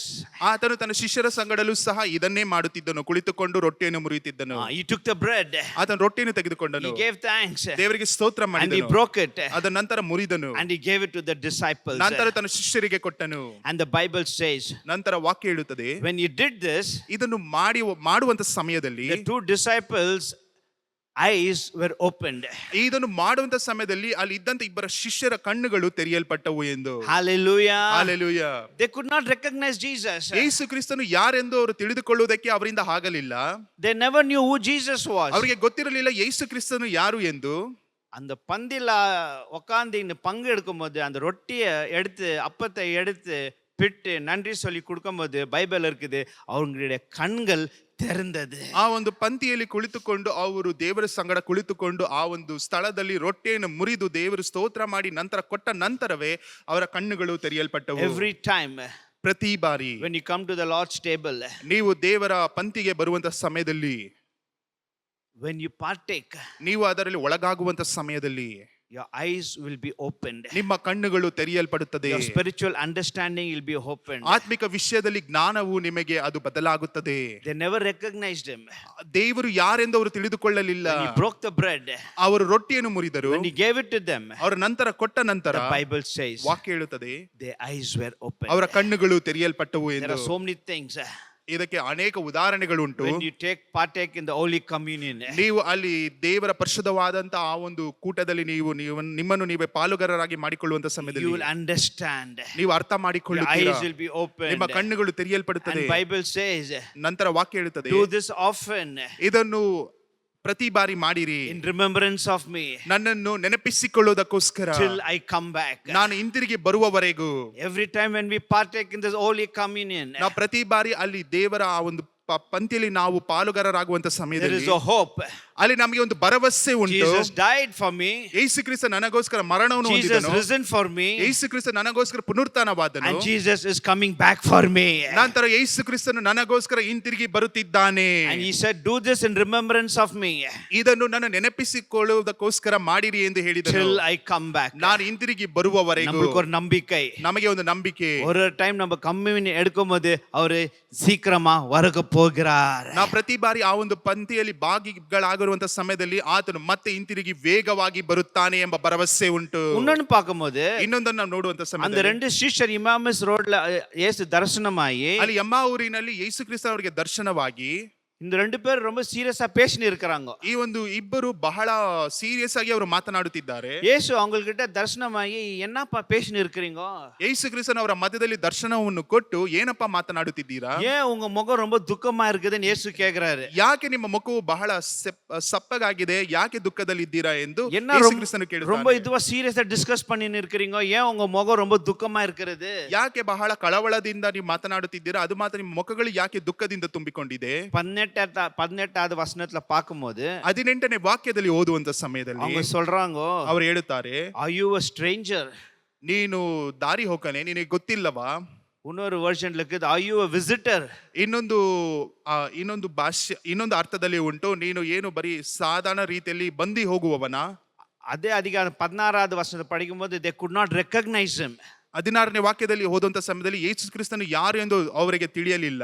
They could not recognize him. ಅವರು ಯಾರು ಎಂದು ಅವರಿಗೆ ತಿಳಿಯಲಿಲ್ಲ. They said, are you a stranger? Are you a visitor? ಅವರು ಕೇಳುತ್ತಾರೆ, ನೀನು ದಾರಿ ಹೋಗನೆ, ಅದು ಮಾತ್ರವಲ್ಲ ನೀನು ಬಂದಿ ಹೋಗುವವನ ರೀತಿಯಲ್ಲಿ ಇದೆಯಾ? எருசலேம் என்ன ஆயிடுச்சுன்னு உங்களுக்கு தெரியலையா? ಯೆರೂಸಲೇಮಿನಲ್ಲಿ ಏನಾಯ್ತು ಎಂದು ನಿನಗೆ ಗೊತ್ತಿಲ್ಲವಾ? இயேசு நாசரேத் நம்ம நினைச்சா அவர் நம்ம ரட்சிக்கப்பட வைக்குவாருன்னு சொல்லிட்டு அவர் மரித்தாரு, he died. ಯೇಸು ಕ್ರಿಸ್ತ ನಜರೇತಿನಾದ ಯೇಸು ಕ್ರಿಸ್ತನು ನಮಗೆ ರಕ್ಷಣೆಯನ್ನು ಕೊಡುತ್ತಾನೆ ಎಂದು ನಾವು ತಿಳಿದುಕೊಂಡೆವು, ಆದರೆ ಆತನು ಮರಣವನ್ನು ಹೊಂದಿದ್ದಾನೆ. Jesus has resurrected on the third day. ಯೇಸು ಕ್ರಿಸ್ತನು 3ನೇ ದಿನದಲ್ಲಿ ಪುನರುತ್ಥಾನವನ್ನು ಹೊಂದಿದ್ದಾನೆ. ஆனா இந்த சீஷருக்கு நம்பிக்கை இல்லாத அவங்க இமாமஸ் திரும்ப ரிட்டர்ன் போய் இருக்காங்க, இயேசு மரித்து போயிட்டாரு. ಆದ್ರೆ ಈ ಒಂದು ಶಿಷ್ಯರು ನೋಡಬೇಕಾದ ನಂಬಿಕೆ ಇಲ್ಲದ ರೀತಿಯಲ್ಲಿ ಯೇಸು ಕ್ರಿಸ್ತನು ಮರೆತು ಆತನು ಮರಣವನ್ನು ಹೊಂದಿದ್ದಾನೆ ಎಂಬ ಅಪನಂಬಿಕೆ ಮುಖಾಂತರವಾಗಿ ಅವರು ಎಮ್ಮಾಊರಿಗೆ ಹೋಗುತ್ತಿದ್ದಾರೆ. We thought he is going to give us victory. ನಾವು ತಿಳಿದುಕೊಂಡಿದ್ದೆವು ಅವರು ನಮಗೆ ಜಯವನ್ನು ಕೊಡುತ್ತಾರೆ ಎಂದು. We thought he is going to deliver us. ನಾವು ಅಂದುಕೊಂಡಿದ್ದೆವು ಅವರು ನಮಗೆ ಬಿಡುಗಡೆ ಕೊಡುತ್ತಾರೆ But ಎಂದು. he is dead. ಆದರೆ ಆತನು ಮರಣವನ್ನು ಹೊಂದಿದ್ದಾನೆ. உங்களுக்கு ஒண்ணும் தெரியாதா? ನಿಮಗೆ ಗೊತ್ತಿಲ್ಲವಾ? நீங்க ವಿಸಿಟರ್ இங்க வந்து ನೀವು ಏನೋ ಒಂದು ದಾರಿ ಹೋಗನೆ. And the Bible says, ನಂತರ ವಾಕ್ಯ ಹೇಳುತ್ತದೆ, Jesus opened the scripture from the law of Moses and he explained about himself. Bible says ಅದೇ ಅಧಿಕಾರத்துல ಯೇಸು ಕ್ರಿಸ್ತನು ಇವು ಅದೇ ಅಧ್ಯಾಯದಲ್ಲಿ ಬರೆಯಲ್ಪಟ್ಟಿದೆ. ಯೇಸು ಕ್ರಿಸ್ತನು ದೇವರ ವಾಕ್ಯದಿಂದ ಮೋಶೆ ಬರೆದಂತ ಆ ಒಂದು ವಾಕ್ಯಗಳಿಂದ ತೆಗೆದುಕೊಂಡು ಆ ಒಂದು ಶಿಷ್ಯರಿಗೆ ಬೋಧಿಸುವುದಕ್ಕೆ ಪ್ರಾರಂಭಿಸಿದನು. ஏன்பா முகம் ரொம்ப துக்கமா இருக்கிறது? ಯಾಕಪ್ಪ ನಿನ್ನ ಮುಖವು ಬಹಳ ದುಃಖದಿಂದ ತುಂಬಿದೆ? What you are discussing? ಏನನ್ನು ಮಾತನಾಡುತ್ತಿದ್ದೀರಾ? They said, ಅವರು ಹೇಳಿದರು, are you a visitor? ನೀನು ಏನು ದಾರಿ ಹೋಕನೆ, Are you a stranger? ನೀನು ಗೊತ್ತಿಲ್ಲದೆ ಇರುವಂತ, ಗುರುತು ಇಲ್ಲದೆ ಇರುವಂತ ವ್ಯಕ್ತಿ. We had great hope, ಆತನ ಮೇಲೆ ಬಹಳ ಭರವಸೆ ಇತ್ತು, but he died. ಆದರೆ ಆತನು ಮರಣವನ್ನು ಹೊಂದಿದನು. Jesus appeared. ಯೇಸು ಕ್ರಿಸ್ತನು ಅವರಿಗೆ ದರ್ಶನವನ್ನು And the ಕೊಟ್ಟನು. Bible says, ನಂತರ ವಾಕ್ಯವು he ಬರೆಯಲ್ಪಟ್ಟಿದೆ. opened the scriptures ಅವರು ದೇವರ ವಾಕ್ಯವನ್ನು ತೆರೆಗಿದ್ದು and he explained to them ಅವರಿಗೆ ಅದನ್ನು ಅಭ್ಯಾಸಿಸಿ about himself. ತನ್ನ ಬಗ್ಗೆ ಅವರಿಗೆ ಹೇಳಿ, How a son of man will come, he'll suffer and he will die, and third day he'll enter into the glory. ಅದಾದ ನಂತರ ದೇವ ಕುಮಾರನು ಯಾವ ರೀತಿಯಾಗಿ ಬರುತ್ತಾನೆ, ಆತನು ಯಾವ ರೀತಿಯಾಗಿ ಕಷ್ಟಪಡುತ್ತಾನೆ, ನಂತರ ಮರಣವನ್ನು ಹೊಂದಿ ಮೂರನೇ ದಿನದಲ್ಲಿ ಪುನರುತ್ಥಾನವಾಗಿ ಹೆಂಗೆ ಯಾವ ರೀತಿಯಲ್ಲಿ ಆತನು ಹಿಂತಿರುಗಿ ಹೋಗುತ್ತಾನೆ ಎಂಬುದನ್ನು ಆತನು ಹೇಳಿದನು. Through the scriptures, God opened their hearts. ದೇವರ ವಾಕ್ಯದ ಮುಖಾಂತರವಾಗಿ ದೇವರು ಅವರ ಹೃದಯಗಳನ್ನು ತೆರೆದನು. Amen. Amen. When you are sad, ನೀವು ಅಲ್ಲಿ ಸೋತು ಹೋಗಿರುವಂತ open ಸಮಯದಲ್ಲಿ the scripture. ದೇವರ ವಾಕ್ಯವನ್ನು ತೆಗೆಯಿರಿ. If you feel Jesus as a stranger, open the scripture. ಒಂದು ವೇಳೆ ಯೇಸು ಕ್ರಿಸ್ತ ನಿಮಗೆ ಗೊತ್ತಿಲ್ಲದೆ ಇರುವಂತ ವ್ಯಕ್ತಿಯಾಗಿ ನೀವು ನೋಡುವುದಾದರೆ ದೇವರ ವಾಕ್ಯವನ್ನು ತೆರೆಯಿರಿ. If you don't understand the power of Jesus, ಯೇಸು ಕ್ರಿಸ್ತನ ಬಲವನ್ನು ಅರಿಯದೇ ಇರುವುದಾದರೆ, if you don't recognize Jesus, ಯೇಸು ಕ್ರಿಸ್ತನು ಯಾರು ಎಂದು ನೀವು ತಿಳಿಯದೆ His ಹೋದರೆ, goodness, ಆತನ ಒಳ್ಳೆಯತನ, His faithfulness, ಆತನ ನಂಬಿಕೆ, open the scripture. ದೇವರ ವಾಕ್ಯವನ್ನು ತೆರೆಯಿರಿ. When you open the scripture, you will open your heart. ನೀವು ದೇವರ ವಾಕ್ಯವನ್ನು ತೆರೆಯುವಂತ ಸಮಯದಲ್ಲಿ ನೀವು ನಿಮ್ಮ ಹೃದಯಗಳನ್ನು ತೆರೆಯುತ್ತೀರಾ. That's what Jesus did. He opened the scriptures and he opened the hearts of the understanding. ಅದೇ ರೀತಿಯಾಗಿ ಯೇಸು ಕ್ರಿಸ್ತನು ಅದನ್ನೇ ಮಾಡಿದನು. ಆತನು ದೇವರ ವಾಕ್ಯವನ್ನು ತೆರೆಯುವಂತ ಸಮಯದಲ್ಲಿ ಆ ಒಂದು ಹೃದಯಕ್ಕೆ ಬೇಕಾಗಿರುವಂತ ಅರ್ಥವನ್ನು ದೇವರು ಅವರಿಗೆ ತಿಳಿಸಿಕೊಟ್ಟನು. ನಾನು எப்பொழுது சொல்றது, ನಾನು ಯಾವಾಗಲೂ ಹೇಳುತ್ತೇನೆ, நீ பைபிள் ஓபன் பண்ணா you open God's heart. ನಾನು ಯಾವಾಗಲೂ ಹೇಳುವ ರೀತಿಯಲ್ಲಿ ನೀವು ದೇವರ ವಾಕ್ಯವನ್ನು ತೆರೆಯುವುದಾದರೆ ನೀವು ದೇವರ ಹೃದಯವನ್ನು ತೆರೆಯುತ್ತೀರಾ ಎಂದು. ಆಮೆನ್. ಆಮೆನ್. ஹல்லேலூயா. ஹல்லேலூயா. நீ ஆண்டவருடைய பைபிளை நீ திறக்கும் போது அவர் இதயத்தை திறப்ப, அவர் இதயத்துல உன் பத்தி என்ன இருக்குதுன்னு நீ படிக்கும் போது you will come to know. ನೀವು ದೇವರ ವಾಕ್ಯವನ್ನು ತೆಗೆಯುವಂತ ಸಮಯದಲ್ಲಿ ನೀವು ದೇವರ ಹೃದಯವನ್ನು ತೆಗೆಯುತ್ತೀರಾ. ಆದ ನಂತರ ದೇವರು ನಿಮಗೋಸ್ಕರ ಏನನ್ನು ಯೋಚನೆ ಮಾಡುತ್ತಿದ್ದಾರೆ ಎಂದು ದೇವರ ವಾಕ್ಯದ ಮುಖಾಂತರವಾಗಿ ದೇವರು ನಿಮಗೆ ಪ್ರಕಟಿಸುತ್ತಾನೆ. When you open the scriptures, ನೀವು ದೇವರ ವಾಕ್ಯವನ್ನು ತೆಗೆಯುವಂತ ಸಮಯದಲ್ಲಿ not only he opened their hearts, the Bible says even their minds were opened. ಅಲ್ಲಿ ಬರೀ ಆತನ ಹೃದಯವನ್ನು ಮಾತ್ರ ತೆಗೆಯದೆ ಅವರ ಆಲೋಚನೆಗಳನ್ನು ಸಹ ಆತನು ತೆಗೆದನು. In verse 45, the Bible says the disciples' minds were opened when Jesus opened the scripture. ಅಲ್ಲಿ ದೇವರ ವಾಕ್ಯವು ಬರೆಯಲ್ಪಟ್ಟಿದೆ. 45ನೇ ಅಧ್ಯಾಯದಲ್ಲಿ ಆತನು ಯೇಸು ಕ್ರಿಸ್ತನು ದೇವರ ವಾಕ್ಯಗಳನ್ನು ತೆಗೆದು ಆತನು ಓದಿ ಅವರಿಗೆ ಬೋಧಿಸುವಂತ ಸಮಯದಲ್ಲಿ ಅವರ ಬುದ್ಧಿಗಳು ತೆರೆಯಲ್ಪಟ್ಟವು. Hallelujah. Hallelujah. Hallelujah. Hallelujah. The eyes were opened. ಅವರ ಕಣ್ಣುಗಳು ತೆರೆಯಲ್ಪಟ್ಟಿತು. The hearts were opened. ಅವರ ಹೃದಯಗಳು ತೆರೆಯಲ್ಪಟ್ಟಿತು. The minds were opened. ಅವರ ಆಲೋಚನೆಗಳು, ಅವರ ಬುದ್ಧಿಗಳು ಸಹ ತೆರೆಯಲ್ಪಟ್ಟಿತು. And the Bible says, ನಂತರ ವಾಕ್ಯ ಹೇಳುತ್ತದೆ, when you read further, you will know not only that they went and told in Jerusalem what happened to them. ಅದಾದ ನಂತರ ಅದು ಮಾತ್ರವಲ್ಲದೆ ಅವರು ಯೆರೂಸಲೇಮಿಗೆ ಹೋಗಿ ಅವರ ಮಧ್ಯದಲ್ಲಿ ಏನೇನು ನಡೆಯಿತೋ ಅದನ್ನು ಹೋಗಿ ಅವರ ಶಿಷ್ಯರಿಗೆ ಹೇಳುವುದಕ್ಕೆ ಪ್ರಾರಂಭಿಸಿದರು. Hallelujah. Hallelujah. 35வது வசனத்துல படிச்சீங்கன்னாக்கா 35ನೇ ವಾಕ್ಯದಲ್ಲಿ ಓದುವಂತ ಸಮಯದಲ್ಲಿ both of them went to Jerusalem and told what happened. ಇದನ್ನು ಕಂಡು ಅವರು ದಾರಿಯಲ್ಲಿ ನಡೆದ ಸಂಗತಿಯನ್ನು, ರೊಟ್ಟಿ ಮುರಿಯುವುದರಲ್ಲಿ ತಾವು ಆತನ ಗುರುತು ಹಿಡಿದಿದ್ದೇವೆಂಬುದನ್ನು ವಿವರಿಸಿದರು. He opened the eyes. ಅವರು ಕಣ್ಣುಗಳನ್ನು ತೆರೆದರು. He opened the heart. ಹೃದಯಗಳನ್ನು ತೆರೆದರು. He opened the mind. ಅವರ ಆಲೋಚನೆಯನ್ನು, ಮನಸ್ಸನ್ನು, ಬುದ್ಧಿಯನ್ನು ತೆರೆದನು. And finally the Bible says he opened the lips. They went and told what all happened in Jerusalem. ಅದು ಮಾತ್ರವಲ್ಲದೆ ಅವರ ಬಾಯನ್ನು ತೆರೆದನು. ಅದರ ಮುಖಾಂತರವಾಗಿ ಅವರು ಯೆರೂಸಲೇಮಿಗೆ ಹೋಗಿ ಅವರ ಮಧ್ಯದಲ್ಲಿ ಏನು ನಡೆಯಿತು ಎಂದು ಜನರ ಮಧ್ಯದಲ್ಲಿ ಹೇಳುವುದಕ್ಕೆ ಪ್ರಾರಂಭಿಸಿದರು. Hallelujah. Hallelujah. The advantage of Jesus' departure to heaven, before that he did all this for the disciple. ಈ ಯೇಸು ಕ್ರಿಸ್ತನು ಆತನು ಮತ್ತೆ ಪರಲೋಕಕ್ಕೆ ಒಯ್ಯಲ್ಪಡುವುದಕ್ಕಿಂತ ಮುಂಚಿತವಾಗಿ ತನ್ನ ಶಿಷ್ಯರಿಗೆ ಇದೆಲ್ಲವನ್ನು ಮಾಡಿದನು. Amen. Amen. Hallelujah. Hallelujah. They were blind. ಅವರು ಕಣ್ಣು ಕಾಣದ ರೀತಿಯಲ್ಲಿ ಇದ್ದರು. God opened the spiritual eyes. ಆತನು ಆತ್ಮಿಕದಲ್ಲಿ ಇರುವಂತ ಕಣ್ಣನ್ನು ದೇವರು ತೆರೆದನು. They saw him as a stranger and visitor. ಅವರು ಆತನು ದಾರಿ ಹೋಗನ ರೀತಿಯಲ್ಲಿ, ಗುರುತು ಇಲ್ಲದೆ ಇರುವಂತ ರೀತಿಯಲ್ಲಿ ಆತನನ್ನು ನೋಡಿದರು. They opened their hearts of understanding. ದೇವರು ಅರ್ಥ ಮಾಡಿಕೊಳ್ಳುವಂತ ಹೃದಯಗಳನ್ನು ಅವರಿಗೆ ಕೊಟ್ಟನು. He opened the word of God. ದೇವರ ವಾಕ್ಯವನ್ನು ತೆರೆದನು. And the minds were opened. ಅವರ ಮನಸ್ಸುಗಳು ತೆರೆಯಲ್ಪಟ್ಟವು. Many people will read the Bible. ಅನೇಕ ಜನರು ದೇವರ ವಾಕ್ಯವನ್ನು ಓದುತ್ತಾರೆ. Many religion will read the Bible. ಅನೇಕ ಪಂಡಿತರು, ವಿದ್ವಾಂಸರು, ಅನೇಕ ಜನರು ಸಾಂಪ್ರದಾಯಿಕ ರೀತಿಯಲ್ಲಿ ವಾಕ್ಯವನ್ನು They ಓದುತ್ತಾರೆ. will not understand. ಅವರಿಗೆ ಅರ್ಥವಾಗುವುದಿಲ್ಲ. But the Holy Spirit ಆದರೆ ಪರಿಶುದ್ಧ ಆತ್ಮನು will make the people to open the eyes, open the mind and open the hearts. Then they will understand who Jesus is. ಪರಿಶುದ್ಧ ಆತ್ಮನು ಅವರ ಕಣ್ಣುಗಳನ್ನು, ಅವರ ಮನಸ್ಸನ್ನು, ಅವರ ಹೃದಯವನ್ನು ತೆರೆಯುವಂತ ಸಮಯದಲ್ಲಿ ಮಾತ್ರವೇ ಯೇಸು ಕ್ರಿಸ್ತನು ಯಾರು ಎಂದು ಜನರಿಗೆ ಗೊತ್ತಾಗುತ್ತದೆ. Hallelujah. Hallelujah. Hallelujah. Hallelujah. நீங்க எவ்வளோ ஆண்டவர்கிட்ட ஒப்பு கொடுக்குறீங்களோ ஆவியானவரை வழி to allow Holy Spirit to help you to read the Bible, you will understand the Bible. ನೀವು ಎಷ್ಟರವರೆಗೂ ಪರಿಶುದ್ಧ ಆತ್ಮನಿಗೆ ನೀವು ಸ್ಥಳವನ್ನು ಕೊಡುತ್ತೀರೋ ಅಲ್ಲಿಯವರೆಗೂ ಪರಿಶುದ್ಧ ಆತ್ಮನು ನಿಮಗೆ ಆ ಒಂದು ಸತ್ಯವೇದದಲ್ಲಿ ಇರುವಂತ ಪ್ರತಿಯೊಂದು ವಾಕ್ಯಗಳನ್ನು ಅರ್ಥ ಮಾಡಿಕೊಳ್ಳುವಂತೆ ನಿಮಗೆ ಆತನು ಸಹಾಯ ಮಾಡುತ್ತಾನೆ. You cannot separate Jesus and the word. ನೀವು ವಾಕ್ಯವನ್ನು ಯೇಸು ಕ್ರಿಸ್ತನನ್ನು ಅಲ್ಲಿ ವಿಭಾಗಿಸುವುದಕ್ಕೆ ಸಾಧ್ಯವಾಗುವುದಿಲ್ಲ. The word became flesh. ಯಾಕಂದ್ರೆ ವಾಕ್ಯವು ಅದು ಒಂದು ಮಾಂಸಾವತಾರ ತೆಗೆಯಿತು. Jesus only is the word. ಯಾಕಂದ್ರೆ ಯೇಸು ಕ್ರಿಸ್ತನೇ And ವಾಕ್ಯವಾಗಿದ್ದಾನೆ. the word only is Jesus. ಆ ಒಂದು ವಾಕ್ಯವೇ ಯೇಸುವಾಗಿದ್ದಾನೆ. Fellowshipping with the word is fellowshipping with Jesus. ನೀವು ಒಂದು ವೇಳೆ ನಿಮ್ಮ ಒಡನಾಟವನ್ನು ದೇವರ ವಾಕ್ಯದಲ್ಲಿ ಇಟ್ಟುಕೊಳ್ಳುವುದಾದರೆ ನೀವು ನಿಮಗೂ ಮತ್ತೆ ಯೇಸು ಕ್ರಿಸ್ತನಿಗೂ ಒಂದು ಒಡನಾಟವು ಸೃಷ್ಟಿಯಾಗುತ್ತದೆ. The love for Jesus, how much you have, it should show the love that you have for the word of God. ಯೇಸು ಕ್ರಿಸ್ತನ ಮೇಲೆ ಎಷ್ಟು ಪ್ರೀತಿಯನ್ನು ಇಟ್ಟಿದ್ದೀರೋ ಅದೇ ರೀತಿಯಾಗಿ ದೇವರ ವಾಕ್ಯದ ಮೇಲೆಯೂ ಸಹ ಅಷ್ಟೇ ಪ್ರೀತಿಯನ್ನು ನೀವು ತೋರಿಸಬೇಕು. நீ எவ்வளோ ஆண்டோடைய வார்த்தை மேல how much நீ நேசிக்கிறியோ அது பொறுத்தது தான் தெரியும் நீ ஆண்டவர் இயேசுவை எவ்வளோ நேசிக்கிறேன்ட்டு. ನೀವು ಎಷ್ಟರವರೆಗೂ ನಿಮ್ಮ ಪ್ರೀತಿಯನ್ನು ದೇವರ ವಾಕ್ಯದ ಮೇಲೆ ತೋರಿಸುತ್ತೀರೋ ಅದರ ಮುಖಾಂತರವಾಗಿ ಗೊತ್ತಾಗುತ್ತದೆ ಯೇಸು ಕ್ರಿಸ್ತನ ಮೇಲೆ ನೀವು ಎಷ್ಟು ಪ್ರೀತಿಯನ್ನು ಇಟ್ಟಿದ್ದೀರಾ ಎಂದು. ஹல்லேலூயா. Hallelujah. அதே அதிகாரத்துல ಅದೇ ಅಧ್ಯಾಯದಲ್ಲಿ 50 ವಚನத்தை படிக்கும் 50ನೇ ವಾಕ್ಯದಲ್ಲಿ 53 ವರೆಗೆ படிங்க. 50ರಿಂದ 53ರವರೆಗೂ ನಾವು ಓದಿಕೊಳ್ಳೋಣ. ಮತ್ತು ಆತನು ಅವರನ್ನು ಬೆತಾನ್ಯದ ತನಕ ಕರಕೊಂಡು ಹೋಗಿ ತನ್ನ ಕೈಗಳನ್ನು ಎತ್ತಿ ಅವರನ್ನು ಆಶೀರ್ವದಿಸಿದನು. ಆಶೀರ್ವದಿಸುತ್ತಿರುವಾಗ ಆತನು ಅವರನ್ನು ಬಿಟ್ಟು ಪರಲೋಕಕ್ಕೆ ಒಯ್ಯಲ್ಪಟ್ಟನು. ಅವರು ಆತನನ್ನು ಆರಾಧಿಸಿ ಬಹು ಸಂತೋಷದಿಂದ ಯೆರೂಸಲೇಮಿಗೆ ಹಿಂತಿರುಗಿ ಹೋಗಿ ಯಾವಾಗಲೂ ದೇವಾಲಯದಲ್ಲಿ ದೇವರನ್ನು ಕೊಂಡಾಡುತ್ತಿದ್ದರು. Hallelujah. Hallelujah. We see here ನಾವಿಲ್ಲಿ ನೋಡುತ್ತೇವೆ Jesus took the disciples to Bethany and other people. ಅಲ್ಲಿ ಯೇಸು ಕ್ರಿಸ್ತನು ತನ್ನ ಶಿಷ್ಯರನ್ನು ಮತ್ತು ಅನೇಕ ಜನರನ್ನು ಬೆತಾನ್ಯಕ್ಕೆ ಕರೆದುಕೊಂಡು ಹೋಗಿ And they all were there in Bethany. ಅವರೆಲ್ಲರೂ ಬೆತಾನ್ಯದಲ್ಲಿ ಕಾಣಲ್ಪಡುತ್ತಿದ್ದಾರೆ. And the Bible says he lifted his hand and he blessed them.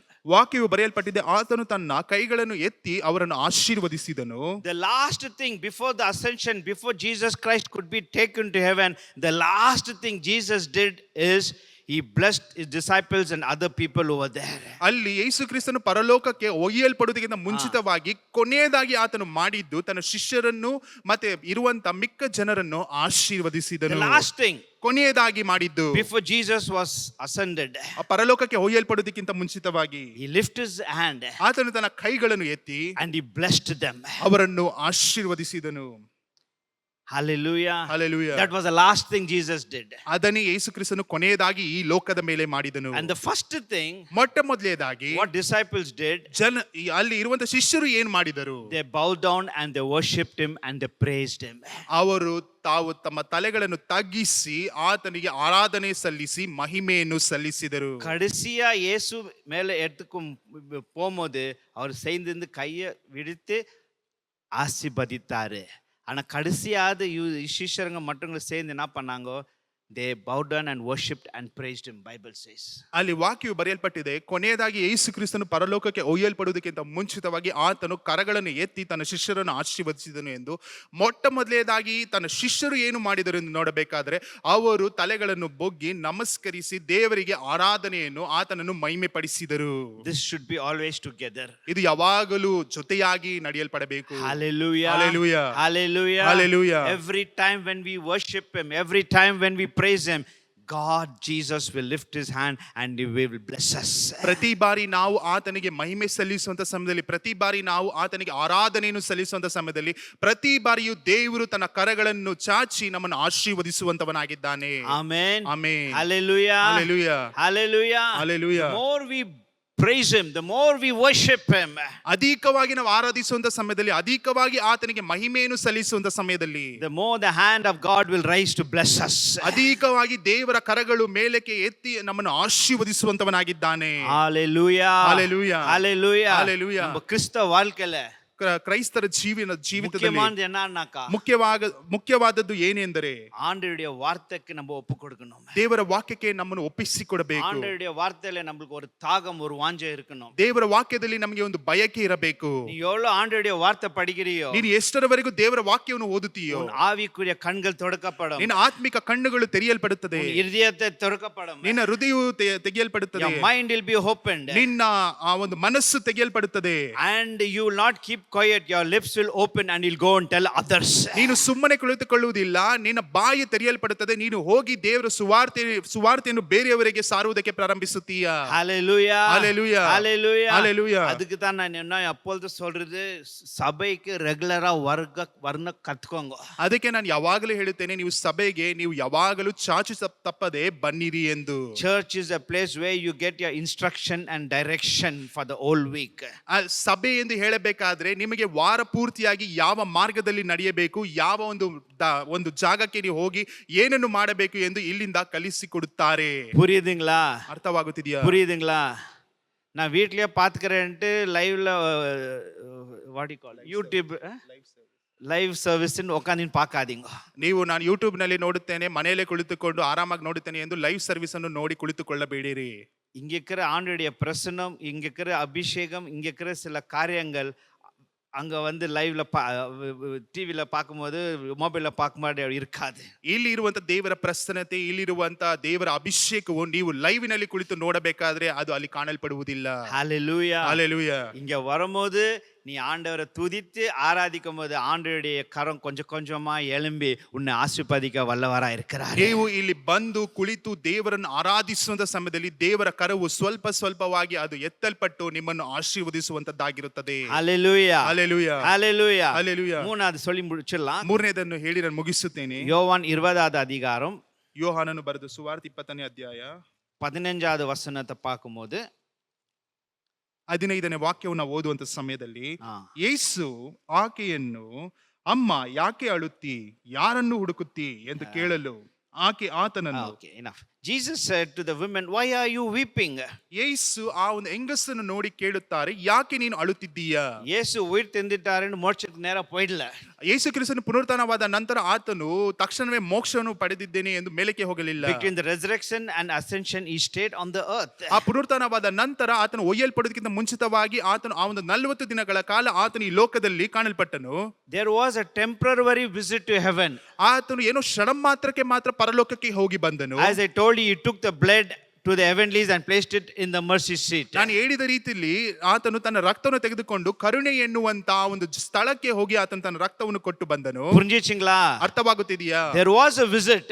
ಅಲ್ಲಿ ಒಂದು ಏನು ಕ್ಷಣ ಮಾತ್ರಕ್ಕೆ ಹೋದನು. It was a temporary visit. ಆತನು ಕ್ಷಣ ಮಾತ್ರಕ್ಕೆ ಪರಲೋಕಕ್ಕೆ ಹೋದನು. Because he have to take his blood to the heavenlies. ಯಾಕೆಂದ್ರೆ ಆತನು ಪರಲೋಕಕ್ಕೆ ತನ್ನ ರಕ್ತವನ್ನು ತೆಗೆದುಕೊಂಡು ಹೋಗಬೇಕಿತ್ತು. அதனால பைபிள் சொல்லுது 7 நாள் ஆயிட்ட பின்ன தாமஸ் கிட்ட வந்து சொன்னார், இப்ப என்ன தொட்டு பாருப்பா. 7 ದಿನಗಳಾದ ನಂತರ ಮಾತ್ರವೇ ಆತನು ತೋಮನ ಬಳಿಯಲ್ಲಿ ಬಂದು ಹೇಳುತ್ತಾರೆ, ನನ್ನನ್ನು ಮುಟ್ಟಿ ನೋಡಪ್ಪ. I am flesh and blood. ನನ್ನಲ್ಲಿ ಮಾಂಸವು ರಕ್ತವು ಉಂಟು. Hallelujah. Hallelujah. Hallelujah. Hallelujah. அந்த 40 நாள் இங்க இருந்தாரு. 40 ದಿನಗಳವರೆಗೂ ಅವರು ಇಲ್ಲಿದ್ದರು. 500 ಜನங்களுக்கு மேல அவர் தரிசனமானாரு. 500 ಜನಕ್ಕಿಂತಲೂ ಅಧಿಕವಾದ ಜನರಿಗೆ ಅವರು ದರ್ಶನವನ್ನು ಕೊಟ್ಟರು. அவர் உயிர் தெந்திட்டு மேரி மனிண்ட போயிட்டு கேக்குறாரு, நீ ஏமா அழுற? ಅವರು ಪುನರುತ್ಥಾನವಾದ ನಂತರ ಮಗ್ದಳದ ಮರಿಯಳ ಬಳಿಗೆ ಹೋಗಿ ಕೇಳುತ್ತಾರೆ, ಯಾಕಮ್ಮ ನೀನು ಅಳುತ್ತಿದ್ದೀಯಾ? And he calls her by name. ಆತನು ಆಕೆ ಹೆಸರನ್ನು ಹಿಡಿದು ಕರೆಯುತ್ತಾನೆ. Mary Magdalene did not recognize Jesus. ಮಗ್ದಲದ ಮರಿಯಳು ಯೇಸು ಕ್ರಿಸ್ತನು ಯಾರು ಎಂದು ಆಕೆಗೆ ತಿಳುವಳಿಕೆಗೆ ಬರಲಿಲ್ಲ. She saw him. ಆತನನ್ನು ನೋಡಿದಳು. But when Jesus called her Mary, ಆದರೆ ಯೇಸು ಕ್ರಿಸ್ತನು ಯಾವಾಗ ಆಕೆ ಹೆಸರನ್ನು ಹಿಡಿದು ಕರೆದನೋ ಮರಿಯಳೇ ಎಂದು, one word Jesus called her Mary, she was filled with joy and gladness. ಆ ಒಂದೇ ಒಂದು ವಾಕ್ಯ ಮರಿಯಳೇ ಎಂದು ಕರೆಯುವಂತ ಸಮಯದಲ್ಲಿ ಆಕೆಯ ಹೃದಯವು ಬಹಳ ಆನಂದದಿಂದ ತುಂಬಲ್ಪಟ್ಟಿತು. God knows your name. ದೇವರಿಗೆ ಗೊತ್ತು ನಿಮ್ಮ ಹೆಸರುಗಳನ್ನು. Hallelujah. Hallelujah. ಯೇಸು வந்து உங்கள் எல்லாருடைய பேரு அறிகிற தேவனா இருக்கிறார். ಯೇಸು ಕ್ರಿಸ್ತನಿಗೆ ನಿಮ್ಮ ಹೆಸರುಗಳು ಎಲ್ಲವೂ ಅರಿಯಲ್ಪಟ್ಟಿದೆ. In the Bible, ಈ ವಾಕ್ಯದಲ್ಲಿ the names of Jesus reveals the character of Jesus. ಯೇಸು ಕ್ರಿಸ್ತನ ವಾಕ್ಯಗಳು ಆತನ ಗುಣಲಕ್ಷಣಗಳನ್ನು ಅಲ್ಲಿ ನಮಗೆ ತೋರ್ಪಡಿಸುತ್ತದೆ. பைபிள்ல வந்து ஆண்டவர் எவ்வளவு நாமங்கள் இருக்கிறது. ದೇವರಿಗೆ ಸತ್ಯಯುಗದಲ್ಲಿ ಅನೇಕ ನಾಮಗಳುಂಟು. His name reveals his character. ಆತನ ಗುಣಲಕ್ಷಣಗಳು ಆತನ ನಾಮದ ಮುಖಾಂತರವಾಗಿ ನಮಗೆ ಪ್ರಕಟವಾಗಿದೆ. When he knows your name, he knows your character, he knows your nature, he knows your situation. ಆತನಿಗೆ ನಿಮ್ಮ ಹೆಸರು ಗೊತ್ತಿರುವುದಾದರೆ ನಿಮ್ಮ ಗುಣಲಕ್ಷಣಗಳು ಯಾವ ರೀತಿಯಾಗಿದೆ, ನೀವು ಎಂತ ಜನರು, ನಿಮ್ಮ ಆಲೋಚನೆಗಳು ಎಂತವು ಎಂದು ಆತನಿಗೆ ಚೆನ್ನಾಗಿ ಗೊತ್ತು. First thing, ಮೊಟ್ಟ ಮೊದಲನೇದಾಗಿ he goes and comforts the woman who's weeping. ಅಲ್ಲಿ ಅಳುತ್ತಿರುವಂತಹ ಒಂದು ಹೆಂಗಸಿಗೆ ಆತನ ಒಂದು ಸಾಂತ್ವನವನ್ನು ಹೇಳುತ್ತಾನೆ. And the second thing, ಎರಡನೆಯದಾಗಿ he goes and comforts the disciples who did not believe in Jesus. ಅದು ಮಾತ್ರವಲ್ಲದೆ ಆತನು ಯೇಸು ಕ್ರಿಸ್ತನ ಮೇಲೆ ಅಪನಂಬಿಕೆ ಇರುವಂತ ಶಿಷ್ಯರ ಬಳಿಗೆ ಹೋಗಿ ಅವರಿಗೆ ಸಾಂತ್ವನವನ್ನು ಹೇಳುತ್ತಾನೆ. The Bible says ಸತ್ಯದ ವಾಕ್ಯ ಹೇಳುತ್ತದೆ, even the disciples did not believe in Jesus' resurrection. ಅಲ್ಲಿ ಪುನರುತ್ಥಾನವಾಗುತ್ತಿರುವಂತ ಯೇಸು ಕ್ರಿಸ್ತನ ಮೇಲೆ ಅಲ್ಲಿ ತನ್ನ ಶಿಷ್ಯರು ಸಹ ನಂಬಲಿಲ್ಲ ಎಂದು ಬರೆಯಲ್ಪಟ್ಟಿದೆ. ಮಾರ್ಕ್ 16:11 படிக்கும்போது ಮಾರ್ಕನ ಬರೆದ ಸುವಾರ್ತೆ 16:17 ಓದುವಂತ ಮೇರಿ ಮ್ಯಾಗ್ಡಲಿನ್ போய் சொல்றாங்க, ಮಗ್ದಲದ ಮರಿಯಳು ಹೋಗಿ ಆತನ ಶಿಷ್ಯರ ಬಳಿಗೆ ಹೋಗಿ ಯೇಸು ಹೇಳ್ತಾಳೆ, இந்த மாதிரி தரிசனம் ஆனாரு நான் பார்த்தேன்ட்டு. ಯೇಸು ಕ್ರಿಸ್ತನ ಬಳಿಯಲ್ಲಿ ದರ್ಶನವಾದನು, ಈ ರೀತಿಯಾಗಿ ನಾನು ನೋಡಿದ್ದೇನೆ ಎಂದು. ಬೈಬಲ್ சொல்லுது ಶಿಷ್ಯರು ಕೂಡ ನಂಬல. ವಾಕ್ಯವು ಬರೆಯಲ್ಪಟ್ಟಿದೆ, ಶಿಷ್ಯರು ಸಹ ನಂಬಲಿಲ್ಲ. The disciples also did not believe. ತನ್ನ ಶಿಷ್ಯರು ಸಹ ಆತನು ಪುನರುತ್ಥಾನವಾಗಿದ್ದಾನೆ ಎಂದು ನಂಬಲಿಲ್ಲ. மத்தேயு 27வது அதிகாரம், ಮತ್ತಾಯನು ಬರೆದ ಸುವಾರ್ತೆ 27ನೇ ಅಧ್ಯಾಯ 62 லிருந்து 66 வரைக்கும் பார்க்கும்போது 62ರಿಂದ 66ರವರೆಗೂ ಓದುವಂತ இந்த ಸಮಯದಲ್ಲಿ பரிசேயர், ಈ ಪರಿಸಾಯರು, இந்த ஆசாரியர்கள் ಆಶ್ಚರ್ಯರು எல்லாம் போயிட்டு பைலேட்ல சொல்றாங்க, ಎಲ್ಲರೂ ಹೋಗಿ ಪಿಲಾತನ ಬಳಿಗೆ ಹೇಳುತ್ತಾರೆ, இந்த இயேசு உயிரா இருக்கும்போது ಈ ಯೇಸು ಕ್ರಿಸ್ತನು ಆತನ ಜೀವಂತವಾಗಿರುವಂತ சொன்னாரு, நான் 3வது நாள் ஏந்திரிக்க போறேன். ಅವರು ಹೇಳಿದರು, ನಾನು 3ನೇ ದಿನದಲ್ಲಿ ಎದ್ದೇಳುತ್ತೇನೆ. அதனால ಅದರ ನಿಮಿತ್ತವಾಗಿ ಪರ್ಮಿಷನ್ கொடுங்க, அங்க செத்துட்டு இருக்கிற அந்த கிரேவ்யார்டுக்கு ஒரு கார்டு, ஒரு செக்ಯೂರಿಟಿ போடுங்க, ವಾಚ್ಮನ್ போடுங்க. ಅಲ್ಲಿ ಸತ್ತಿರುವಂತ ಸಮಾಧಿಗೆ ನನಗೆ ಒಂದು ಪರ್ಮಿಷನ್ ಅನ್ನು ಕೊಡಿರಿ, ಅಲ್ಲಿ ಬೇಕಾಗಿರುವಂತ ಸೈನಿಕರನ್ನು ಅಲ್ಲಿ ನಿಲ್ಲಿಸಿರಿ ಎಂದು ಕೇಳುತ್ತಾರೆ. Imagine, ಯೋಚನೆ ಮಾಡಿ ನೋಡಿರಿ, the disciples were with Jesus. ಯೇಸು ಕ್ರಿಸ್ತನ ಬಳಿಯಲ್ಲಿ ಆ ಶಿಷ್ಯರು ಇದ್ದರು. They did not believe with Jesus. ತನ್ನ ಶಿಷ್ಯರು ಯೇಸು ಕ್ರಿಸ್ತನನ್ನು ನಂಬಲಿಲ್ಲ. இன்னொரு காரியம் என்ன தெரியுங்களா? ಇನ್ನೊಂದು ಕಾರ್ಯ ಏನು ಗೊತ್ತಾ?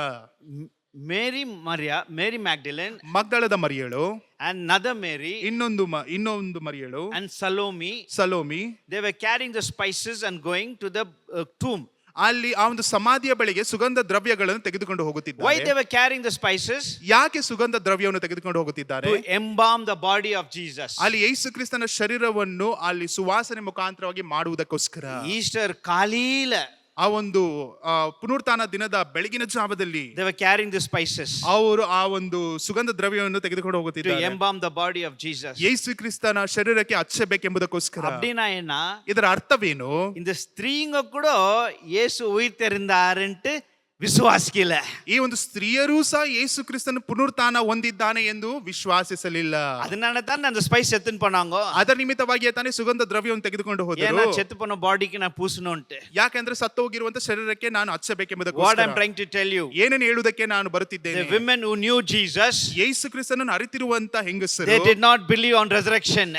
ಆ ಒಂದು ಪುನರುತ್ಥಾನವಾಗುವಂತ ದಿನದಲ್ಲಿ ನಂಬಲಿಲ್ಲ. The disciples who saw the miracles, ಆ ಯೇಸು ಕ್ರಿಸ್ತನ ಸಂಗಡ ಇದ್ದಂತ ಶಿಷ್ಯರು, ಯೇಸು ಕ್ರಿಸ್ತನ ಮಾಡಿದ ಅದ್ಭುತಗಳನ್ನು ನೋಡಿದಂತ ಶಿಷ್ಯರು, when Mary Magdalene went and told, they did not believe that Jesus is risen. ಮಗ್ದಲದ ಮರಿಯಳು ಹೋಗಿ ತನ್ನ ಶಿಷ್ಯರ ಬಳಿಗೆ ಹೇಳುವಂತ ಸಮಯದಲ್ಲಿ ಶಿಷ್ಯರು ಯೇಸು ಕ್ರಿಸ್ತನ ಪುನರುತ್ಥಾನವಾಗಿದ್ದಾನೆ ಎಂದು ನಂಬಲಿಲ್ಲ.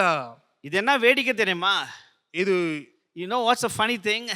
ಇದ ಒಂದು ಹಾಸ್ಯ ಏನೆಂದರೆ, ಶಿಷ್ಯರು ಬಂದು அந்த ಜೈರಿಸ್ ಡಾಟರ್ ಯೇಸು ಮರಿಯತ್ಲಿಂದ ಉಯಿರ எழுப்பினாரு. ಆ ಒಂದು ಜೈರಿಸ್ ಡಾಟರ್ ಅನ್ನು ಯೇಸು ಕ್ರಿಸ್ತನು ಆ ಒಂದು ಸತ್ತಿರುವಂತ ಮಗಳನ್ನು ಎಬ್ಬಿಸಿದನು, ಯಾಹಿರನ ಮಗಳನ್ನು. நயன் பட்டணத்துல ஒரு விதவையுடைய மகனை எடுத்துன்னு போகும்போது இயேசு அந்த மரித்த young boy God Jesus raised him up from death. ನಾಯ ಎಂಬ ಊರಿನಲ್ಲಿ ಅಲ್ಲಿ ಸತ್ತಿರುವಂತ ಯೌವನಸ್ಥನನ್ನು ಯೇಸು ಕ್ರಿಸ್ತನು ಪುನರುತ್ಥಾನ ಪಡಿಸಿದನು. 4 நாள் ஆய்விட்டது லாசரஸ். 4 ದಿನ ಆಗಿ ಹೋಗಿದೆ ಲಾಜರನು ಸತ್ತು. ஆண்டவர் ஒரே ஒரு வார்த்தை சொன்னார், லாசரஸே வெளியே வா. ದೇವರು ಒಂದೇ ಮಾತನ್ನು ಹೇಳಿದರು, ಲಾಜರನೇ ಹೊರಗಡೆ ಬಾ. ಇದೆಲ್ಲ ಶಿಷ್ಯರುங்க பார்த்தாங்க. ಇದೆಲ್ಲವನ್ನು ಶಿಷ್ಯರು ನೋಡಿದ್ದಾರೆ, ನೋಡಿದ್ದಾರೆ. மேரி மேல் சொல்லும்போது, ಮಗ್ದಲದ ಮರಿಯಳು ಬಂದು ಹೇಳುವಂತ ಸಮಯದಲ್ಲಿ ಯೇಸು மற்ற ஜனங்களுடைய மரித்த பணத்தை எழுப்பினாரு, அவருக்கு வல்லமை இல்லையா, அவரே எழுப்புறதுக்கு அந்த யோசனை இல்லாத ஆயிடுச்சு. ಯೇಸು ಕ್ರಿಸ್ತನು ಸತ್ತಿರುವಂತ ಆ ಒಂದು ಶರೀರಗಳನ್ನು ಎಬ್ಬಿಸಿದನು, ತನ್ನ ಶರೀರವನ್ನು ಎಬ್ಬಿಸುವುದಕ್ಕೆ ಅವರಿಂದ ಸಾಮರ್ಥ್ಯವಿಲ್ಲವಾ ಎಂದ ಆ ಒಂದು ಆಲೋಚನೆಯು ಅವರ ಆಲೋಚನೆಯಲ್ಲಿ ಬರಲಿಲ್ಲ. They never thought. ಅವರು ಆಲೋಚಿಸಲು ಇಲ್ಲ. He who had power to rise other people, will he not have power for himself to rise his body? ಬೇರೆಯವರ ಶರೀರಗಳನ್ನು ಎಬ್ಬಿಸುವುದಕ್ಕೆ ಬಲವಿರುವಂತವನು ತನ್ನ ಶರೀರವನ್ನು ಎಬ್ಬಿಸಿಕೊಳ್ಳುವುದಕ್ಕೆ ಆತನಲ್ಲಿ ಬಲವಿಲ್ಲವಾ? Hallelujah. Hallelujah. இயேசு சொன்னார் இல்லையா, எனக்கு எல்லா அதிகாரம் இருக்கிறது, நான் to lay my life and to take my life. ಯೇಸು ಕ್ರಿಸ್ತನು ಹೇಳಿದನಲ್ಲವಾ, ನನ್ನ ಆತ್ಮವನ್ನು ನಂಗೆ ಕೊಡುವುದಕ್ಕೆ ನನ್ನಲ್ಲಿ ಸಾಮರ್ಥ್ಯ ಉಂಟು, ತೆಗೆದುಕೊಳ್ಳುವುದಕ್ಕೂ ನನ್ನಲ್ಲಿ ಬಲ ಉಂಟು. Hallelujah. Hallelujah. பாருங்க, ನೋಡಿರಿ, இந்த ஸ்திரீ நம்பல, ಈ ಸ್ತ್ರೀಯರು ಸಹ இந்த ನಂಬಲಿಲ್ಲ, விசுவாசிங்களும் சீஷர்களும் நம்பல, ಈ ಶಿಷ್ಯರು ಸಹ ನಂಬಲಿಲ್ಲ, பட் எதிரிங்க நம்பினாங்க. ಆದ್ರೆ ವಿರೋಧಿಗಳು ನಂಬಿದರು. The enemies believed ವಿರೋಧಿಗಳು and ನಂಬಿದರು. they told Pilate, ನಂತರ ಹೋಗಿ ಪಿಲಾತನಿಗೆ please put the ಹೇಳಿದರು, security. ಬೇಕಾಗಿರುವಂತ ಸೆಕ್ಯೂರಿಟಿಯನ್ನು ಕೊಡು. This man, he said, after dying on the third day I will rise again. ಈ ಒಂದು ವ್ಯಕ್ತಿ ಹೇಳಿದ್ದಾನೆ, ಮೂರನೇ ದಿನವಾದ ನಂತರ ಅದನ್ನು ಮರಣ ಹೊಂದಿ ಮೂರನೇ ದಿನದಲ್ಲಿ ಆತನು ಎದ್ದೇಳುತ್ತಾನೆ ಎಂದು ಹೇಳಿದ್ದಾನೆ. The women who were with Jesus, they never believed. The disciples who were with Jesus saw the miracles of Jesus, never believed. But the world, the enemies, believed on the resurrection that is going to rise. ಯೇಸು ಕ್ರಿಸ್ತನ ಸಂಗಡ ಇದ್ದಂತ ಹೆಂಗಸರು, ಯೇಸು ಕ್ರಿಸ್ತನ ಸಂಗಡ ಇದ್ದಂತ ಶಿಷ್ಯರು ನಂಬಲಿಲ್ಲ. ಆದರೆ ಆ ಈ ಲೋಕವು, ಆತನಿಗೆ ವಿರೋಧವಾಗಿದ್ದಂತ ಜನರು ಯೇಸು ಕ್ರಿಸ್ತನ ಮಾತುಗಳನ್ನು ನಂಬಿದರು. They were with Jesus for more than 3 years. ಮೂರು ವರ್ಷಕ್ಕಿಂತ ಮಿಗಿಲಾಗಿ ಅವರು ಯೇಸು ಕ್ರಿಸ್ತನ ಸಂಗಡ ಇದ್ದರು. When it came to a certain time, ಆದ್ರೆ ಕೆಲವು ಕ್ಷಣಗಳಿಗೆ they never believed. ಅವರು ನಂಬಲಿಲ್ಲ. Brother, what you are trying to tell me? Brother, ಏನನ್ನು ಹೇಳುವುದಕ್ಕೆ ಬರ್ತಿದ್ದೀರಾ? Good you asked me. ಒಳ್ಳೆಯದು, ನೀವು ನನ್ನನ್ನು ಕೇಳಿದ್ದೀರಾ. The point I'm making, ನಾನು ಯಾವ ಪಾಯಿಂಟ್ ಅನ್ನು ಹೇಳುತ್ತಿದ್ದೇನೆ? be careful, not outside, be careful the people who are sitting next to you in the church, sometimes they will not believe you. ಜ್ಞಾನ ಉಳ್ಳವರಾಗಿರಿ, ಹೊರಗಡೆ ಇರುವಂತ ಜನರಿಂದ ಅಲ್ಲ, ನಿಮ್ಮ ಸಭೆಯ ಒಳಗಡೆ ಇರುವಂತ ಜನರಿಂದ ಅವರು ನಿಮ್ಮನ್ನು ಯಾವ ರೀತಿಯಾಗಿ ನಂಬುತ್ತಿದ್ದಾರೆ ಎಂಬುದನ್ನು ನೀವು ತಿಳಿದುಕೊಳ್ಳಿರಿ.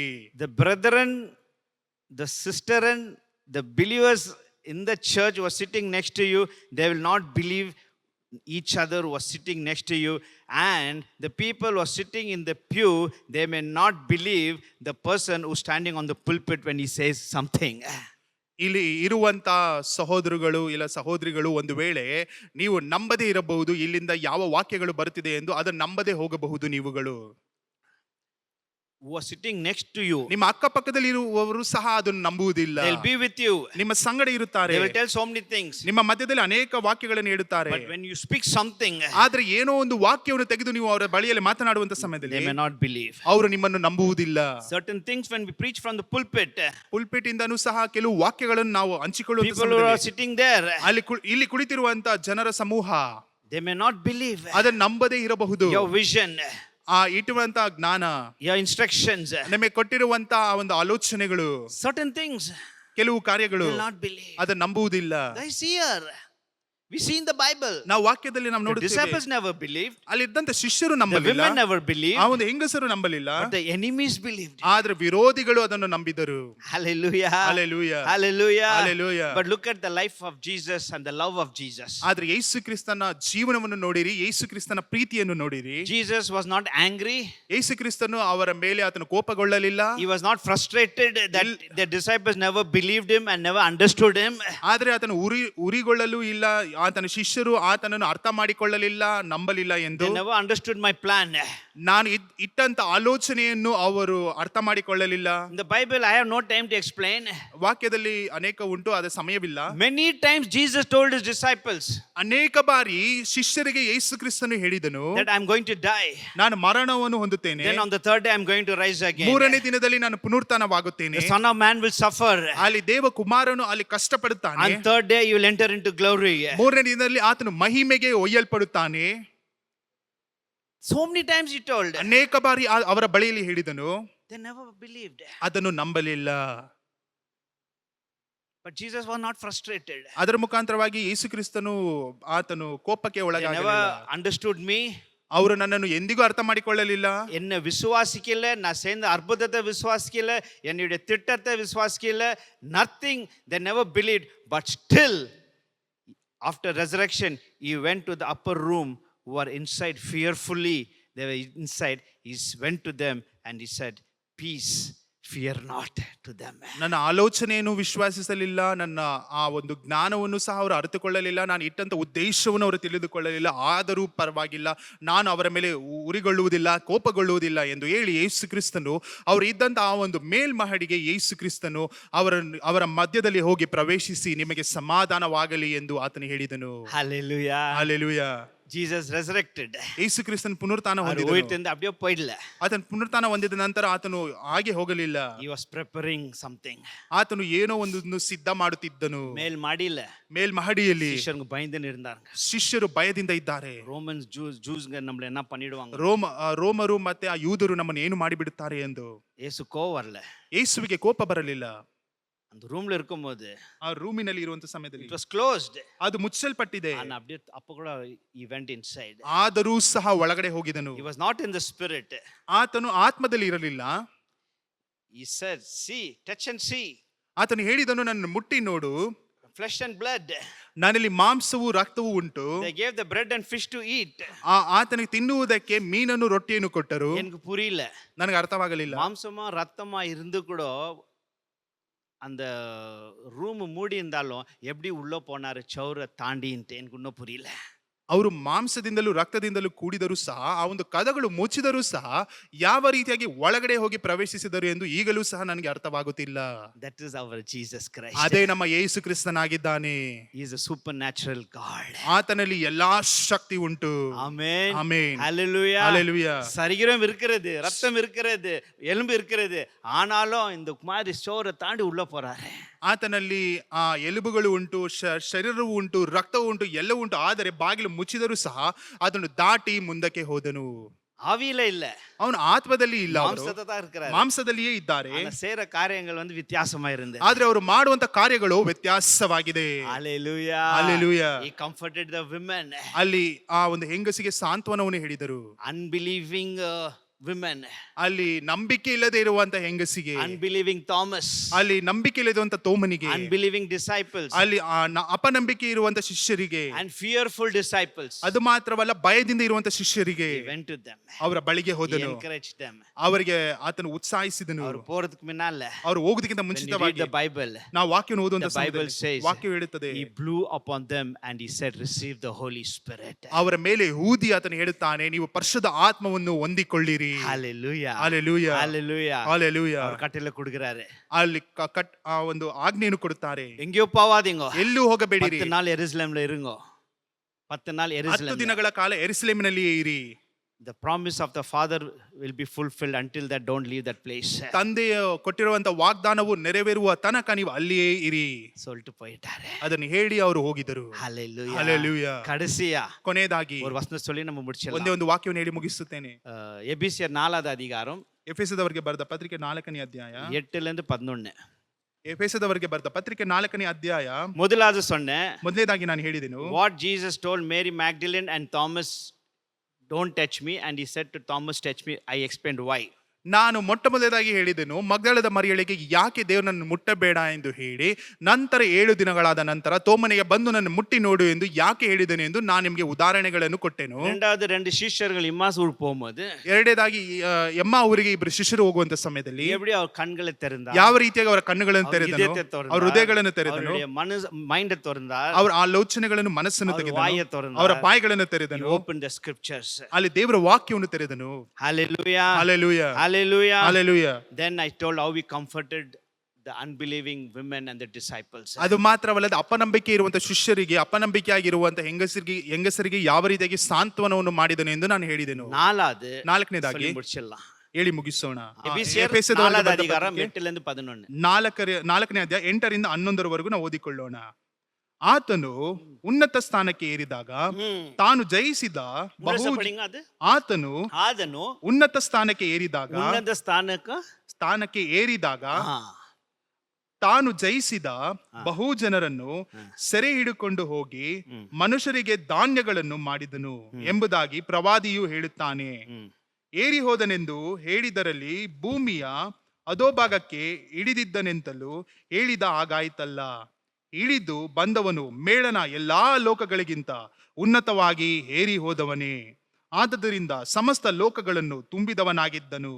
ಆತನು ಕೆಲವರನ್ನು ಅಪೊಸ್ತಲರನ್ನಾಗಿಯೂ, ಕೆಲವರನ್ನು ಪ್ರವಾದಿಗಳನ್ನಾಗಿಯೂ, ಕೆಲವರನ್ನು ಸುವಾರ್ತಿಕರನ್ನಾಗಿಯೂ, ಕೆಲವರನ್ನು ಸಭಾಪಾಲಕರನ್ನಾಗಿಯೂ, ಉಪದೇಶಿಗಳನ್ನಾಗಿಯೂ ಅನುಗ್ರಹಿಸಿದನು. சரி, இது சொல்லி முடிச்சிடுறேன். ಇದನ್ನು ಹೇಳಿ ಮುಗಿಸುತ್ತೇನೆ. இன்னும் ஒரே ஒரு நிமிஷம். ಒಂದೇ ಒಂದು ನಿಮಿಷ. இது வந்து சுவிசேஷத்துல எழுதி இல்ல, ಇದು ಸುವಾರ್ತೆ ಆಗಿಲ್ಲ. இந்த வெளிப்பாடு பவுலுக்கு கிடைச்சிருக்குது. ಈ ಒಂದು ಪ್ರಕಟಣೆಯು ಪೌಲನಿಗೆ ಕೊಡಲ್ಪಟ್ಟಿದೆ. The Bible says, ವಾಕ್ಯವು ಬರೆಯಲ್ಪಟ್ಟಿದೆ. ಸುರುಕುಮ சொல்லி முடிச்சிடுறேன், ஒரೇ ವೇಗವಾಗಿ ಮುಗಿಸುತ್ತೇನೆ. When he ascended to heaven, ಆತನು ಪರಲೋಕಕ್ಕೆ ಹೋಗುವಂತ ಸಮಯದಲ್ಲಿ he gave the fivefold ministry to the church. ಸಭೆಗೆ 5 ರೀತಿಯಾದ ಸುವಾರ್ತೆಯನ್ನು ಆತನು ಕೊಟ್ಟನು. Hallelujah. Hallelujah. ಅವರು போறதுக்கு முன்ன ಅವರು ಓದಕ್ಕಿಂತ ಮುಂಚಿತವಾಗಿ he gave something to the church. ಸಭೆಗೂ ಕೂಡ ಏನೋ ಒಂದನ್ನು ಕೊಟ್ಟಿದ್ದಾನೆ. இந்த 5 மாதிரி ஊழியங்கள் ஆண்டவர் சபைக்கு கொடுத்துட்டு போனார். 5 ರೀತಿಯಾದ ಸೇವೆಗಳನ್ನು ದೇವರು ಸಭೆಗೆ ಕೊಟ್ಟು ಹೋಗಿದ್ದಾರೆ. எப்போ? ಯಾವಾಗ? ಎಬಿಸಿಯಲ್ಲಿ எழுதி இருந்தாலும், ಎಫೆಸದವರಿಗೆ ಪತ್ರಿಕೆಯಲ್ಲಿ ಬರೆದಿದ್ದರೂ ಸಹ, the Bible says when he ascended to heaven, ಅದರ ವಾಕ್ಯವು ಬರೆಯಲ್ಪಟ್ಟಿದೆ ಆತನು ಪರಲೋಕಕ್ಕೆ ಒಯ್ಯಲ್ಪಡುವಂತ ಸಮಯದಲ್ಲಿ, after resurrection, ಪುನರುತ್ಥಾನವಾದ ನಂತರ, before ascension, ಆತನು ಒಯ್ಯಲ್ಪಡುವುದಕ್ಕಿಂತ at ಮುಂಚಿತವಾಗಿ, the time of ascension, ಆ ಒಂದು ಒಯ್ಯಲ್ಪಡುವಂತ ಸಮಯದಲ್ಲಿ the Bible says, ವಾಕ್ಯವು ಬರೆಯಲ್ಪಟ್ಟಿದೆ, at his ascension and when he was ascending, ಆತನು ಒಯ್ಯಲ್ಪಡುವಂತ ಸಮಯದಲ್ಲಿ he gave the fivefold ministry to the church.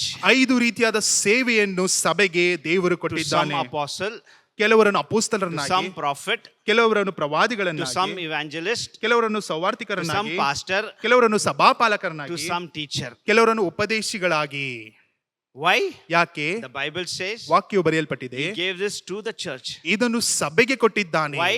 ಯಾಕೆ? To build the church, ಸಭೆಯನ್ನು ಕಟ್ಟುವುದಕ್ಕೋಸ್ಕರ, to strengthen the church, ಸಭೆಯನ್ನು to ಬಲಪಡಿಸುವುದಕ್ಕೋಸ್ಕರ, perfect the church, ಸಭೆಯನ್ನು ಸರಿಯಾಗಿ ನಡೆಸುವುದಕ್ಕೋಸ್ಕರ, to bring unity among the church. ಸಭೆಯಲ್ಲಿ ಒಗ್ಗಟ್ಟನ್ನು ತೆಗೆದುಕೊಂಡು ಬರುವುದಕ್ಕೋಸ್ಕರ. ಇದೆಲ್ಲ ಬೈಬಲ್ ಇರ್ಕಿದೆ ಅಲ್ಲ? ಇದೆಲ್ಲವೂ ವಾಕ್ಯದಲ್ಲಿ ಬರೆಯಲ್ಪಟ್ಟಿದೆ. To strengthen the saints, ಅಲ್ಲಿ ಇರುವಂತ ಜನರನ್ನು ಅಲ್ಲಿ ಒಗ್ಗಟ್ಟಾಗಿ to ಪಡಿಸುವುದಕ್ಕೋಸ್ಕರ, bring unity in the believers. ಅಲ್ಲಿ ಇರುವಂತ ಜನರ ಮಧ್ಯದಲ್ಲಿ ಒಗ್ಗಟ್ಟನ್ನು ತೆಗೆದುಕೊಂಡು ಬರುವುದಕ್ಕೋಸ್ಕರ. This fivefold ministry, God, before he could be ascended, he gave this fivefold ministry in the church. ದೇವರು ಆತನು ಒಯ್ಯಲ್ಪಡೋದಕ್ಕಿಂತ ಮುಂಚಿತವಾಗಿ ಆತನು ಸಭೆಗೆ ಈ ಒಂದು 5 ಸುವಾರ್ತೆಗಳನ್ನು ಆತನಿಗೆ ಕೊಟ್ಟಿದ್ದಾನೆ. டைம்ல சொல்றதுக்கு ಸಮಯವಿಲ್ಲ ಹೇಳುವುದಕ್ಕೆ. 9 ஆவியின் வரங்கள், 9 ಆತ್ಮಿಕ ವರಗಳು, அது வந்து ஆவியானட்டன் வருது. ಅದು ಪವಿತ್ರಾತ್ಮನಿಂದ ಬರುವಂತದ್ದಾಗಿದೆ. இந்த 5 மாதிரி ஊழியங்கள் இயேசு கிட்ட வருது. ಈ ಒಂದು 5 ರೀತಿಯಾದ ಸೇವೆಗಳು ಯೇಸು ಕ್ರಿಸ್ತನಿಂದ ಬರುತ್ತಿದೆ. ஹalleluya. ಹಲ್ಲೆಲೂಯಾ. ஆண்டவர் உங்களை ஆசீர்வதிக்கட்டும். ದೇವರು ನಿಮ್ಮನ್ನು ಆಶೀರ್ವದಿಸಲಿ. God bless you. ದೇವರು ನಿಮ್ಮನ್ನು ಆಶೀರ್ವದಿಸಲಿ. ஹalleluya. ಹಲ್ಲೆಲೂಯಾ. கர்த்தவங்களை ஆசீர்வதிப்பாராக. கண்களை மூடி ஜெபிப்போம். ஏசையா உமக்கு ஸ்தோத்திரப்பா. எல்லா ஸ்தோத்திர துதி கன மகிமைக்கு நீர் பாத்திரராக இருக்கிறீர். ஆண்டவரே, நீ உயிர்த்தெழுந்த பின்பு பரலோகத்திற்கு போவதற்கு முன்பாக நீ செய்தான சில காரியங்களை நாங்கள் கவனித்தோம் சுவாமி. ஆம் ராஜா, ஆண்டவர், இன்றைக்கு ஆண்டவரே உம்மை நாங்கள் தேடிக்கொண்டு இருக்கின்றோம். இயேசு எங்கே இருக்கின்றார், இயேசு எங்கே இருக்கின்றார் என்று சொல்லி. ஆனாலும் கூட ஆண்டவரே, நீர் அவரோடு பேசின பொழுது அவர் கண்கள் திறக்கப்பட்டது என்று, அவர்கள் வாய் திறக்கப்பட்டது, அவருடைய மனசு திறக்கப்பட்டது. ராஜா, நீனே கர்த்தாவே வேதமாய் இருக்கிறீர். வேதத்தை திறக்கிற பொழுது ஆண்டவரே நீர் எங்களோடு இடைப்படுகின்றீர் என்று கர்த்தாவை கேள்விப்பட்டோம். எங்களை ஆசீர்வதிக்கிற தேவன், எங்களுக்கு வரங்களையும் தாளந்துகளையும் கொடுக்கிற தேவன் கர்த்தாவே. ஆம் ராஜா, இன்றைக்கு கர்த்தா அநேகர் இயேசுவை தேடிக்கொண்டு இருக்கின்றார்கள். ஆனால் நீரோ இன்றைக்கும் ஜீவனுள்ளவராக எல்மாத்திலே வாசப்படுகிறவராக இருக்கிறீர். அதுக்காக உமக்கு ஸ்தோத்திரம். செய்தி கொடுத்தான மகனுக்காக உமக்கு ஸ்தோத்திரம். இன்னும் வல்லமையாக எடுத்து உபயோகப்படுத்துவீராக. ஆண்டவரே, சபைக்கு வந்த எல்லா பிள்ளைகளும் நிறைவான ஆசீர்வாதத்தினாலே, உச்சிதமான கோதுமையினாலே எதிர்கொண்டு வந்து ஒவ்வொரு பிள்ளைகளையும் நீங்கள் ஆசீர்வதிக்கும்படியாக ஜெபிக்கின்றோம். எல்லா ஸ்தோத்திர துதி கன மகிமை உமக்கு செலுத்துகின்றோம். இயேசு கிறிஸ்துவின் நாமத்தில் வேண்டியிருக்கின்றோம் நல்ல பிதாவே, ஆமீன். ನನ್ನ ಮನವೇ ಎಗುಣ ಕೊಂಡಾಡು, ನನ್ನ ಸರ್ವೇಂದ್ರನ ಪವಿತ್ರ ನಾಮத்தை ಕೀರ್ತಿಸುರಿ. ನನ್ನ ಮನವೇ ಎಗುಣ ಕೊಂಡಾಡು, ಆತನು ಮಾಡಿದ ಉಪಕಾರಗಳಲ್ಲಿ ಒಂದೂ ಮರೆಯಬೇಡ. ಆಮೀನ್. ಹಲ್ಲೆಲೂಯಾ, ಹಲ್ಲೆಲೂಯಾ, ಹಲ್ಲೆಲೂಯಾ. God bless you all. ದೇವರೆಲ್ಲರನ್ನು ಆಶೀರ್ವದಿಸಲಿ. ಆಮೀನ್, ಆಮೀನ್, ಆಮೀನ್.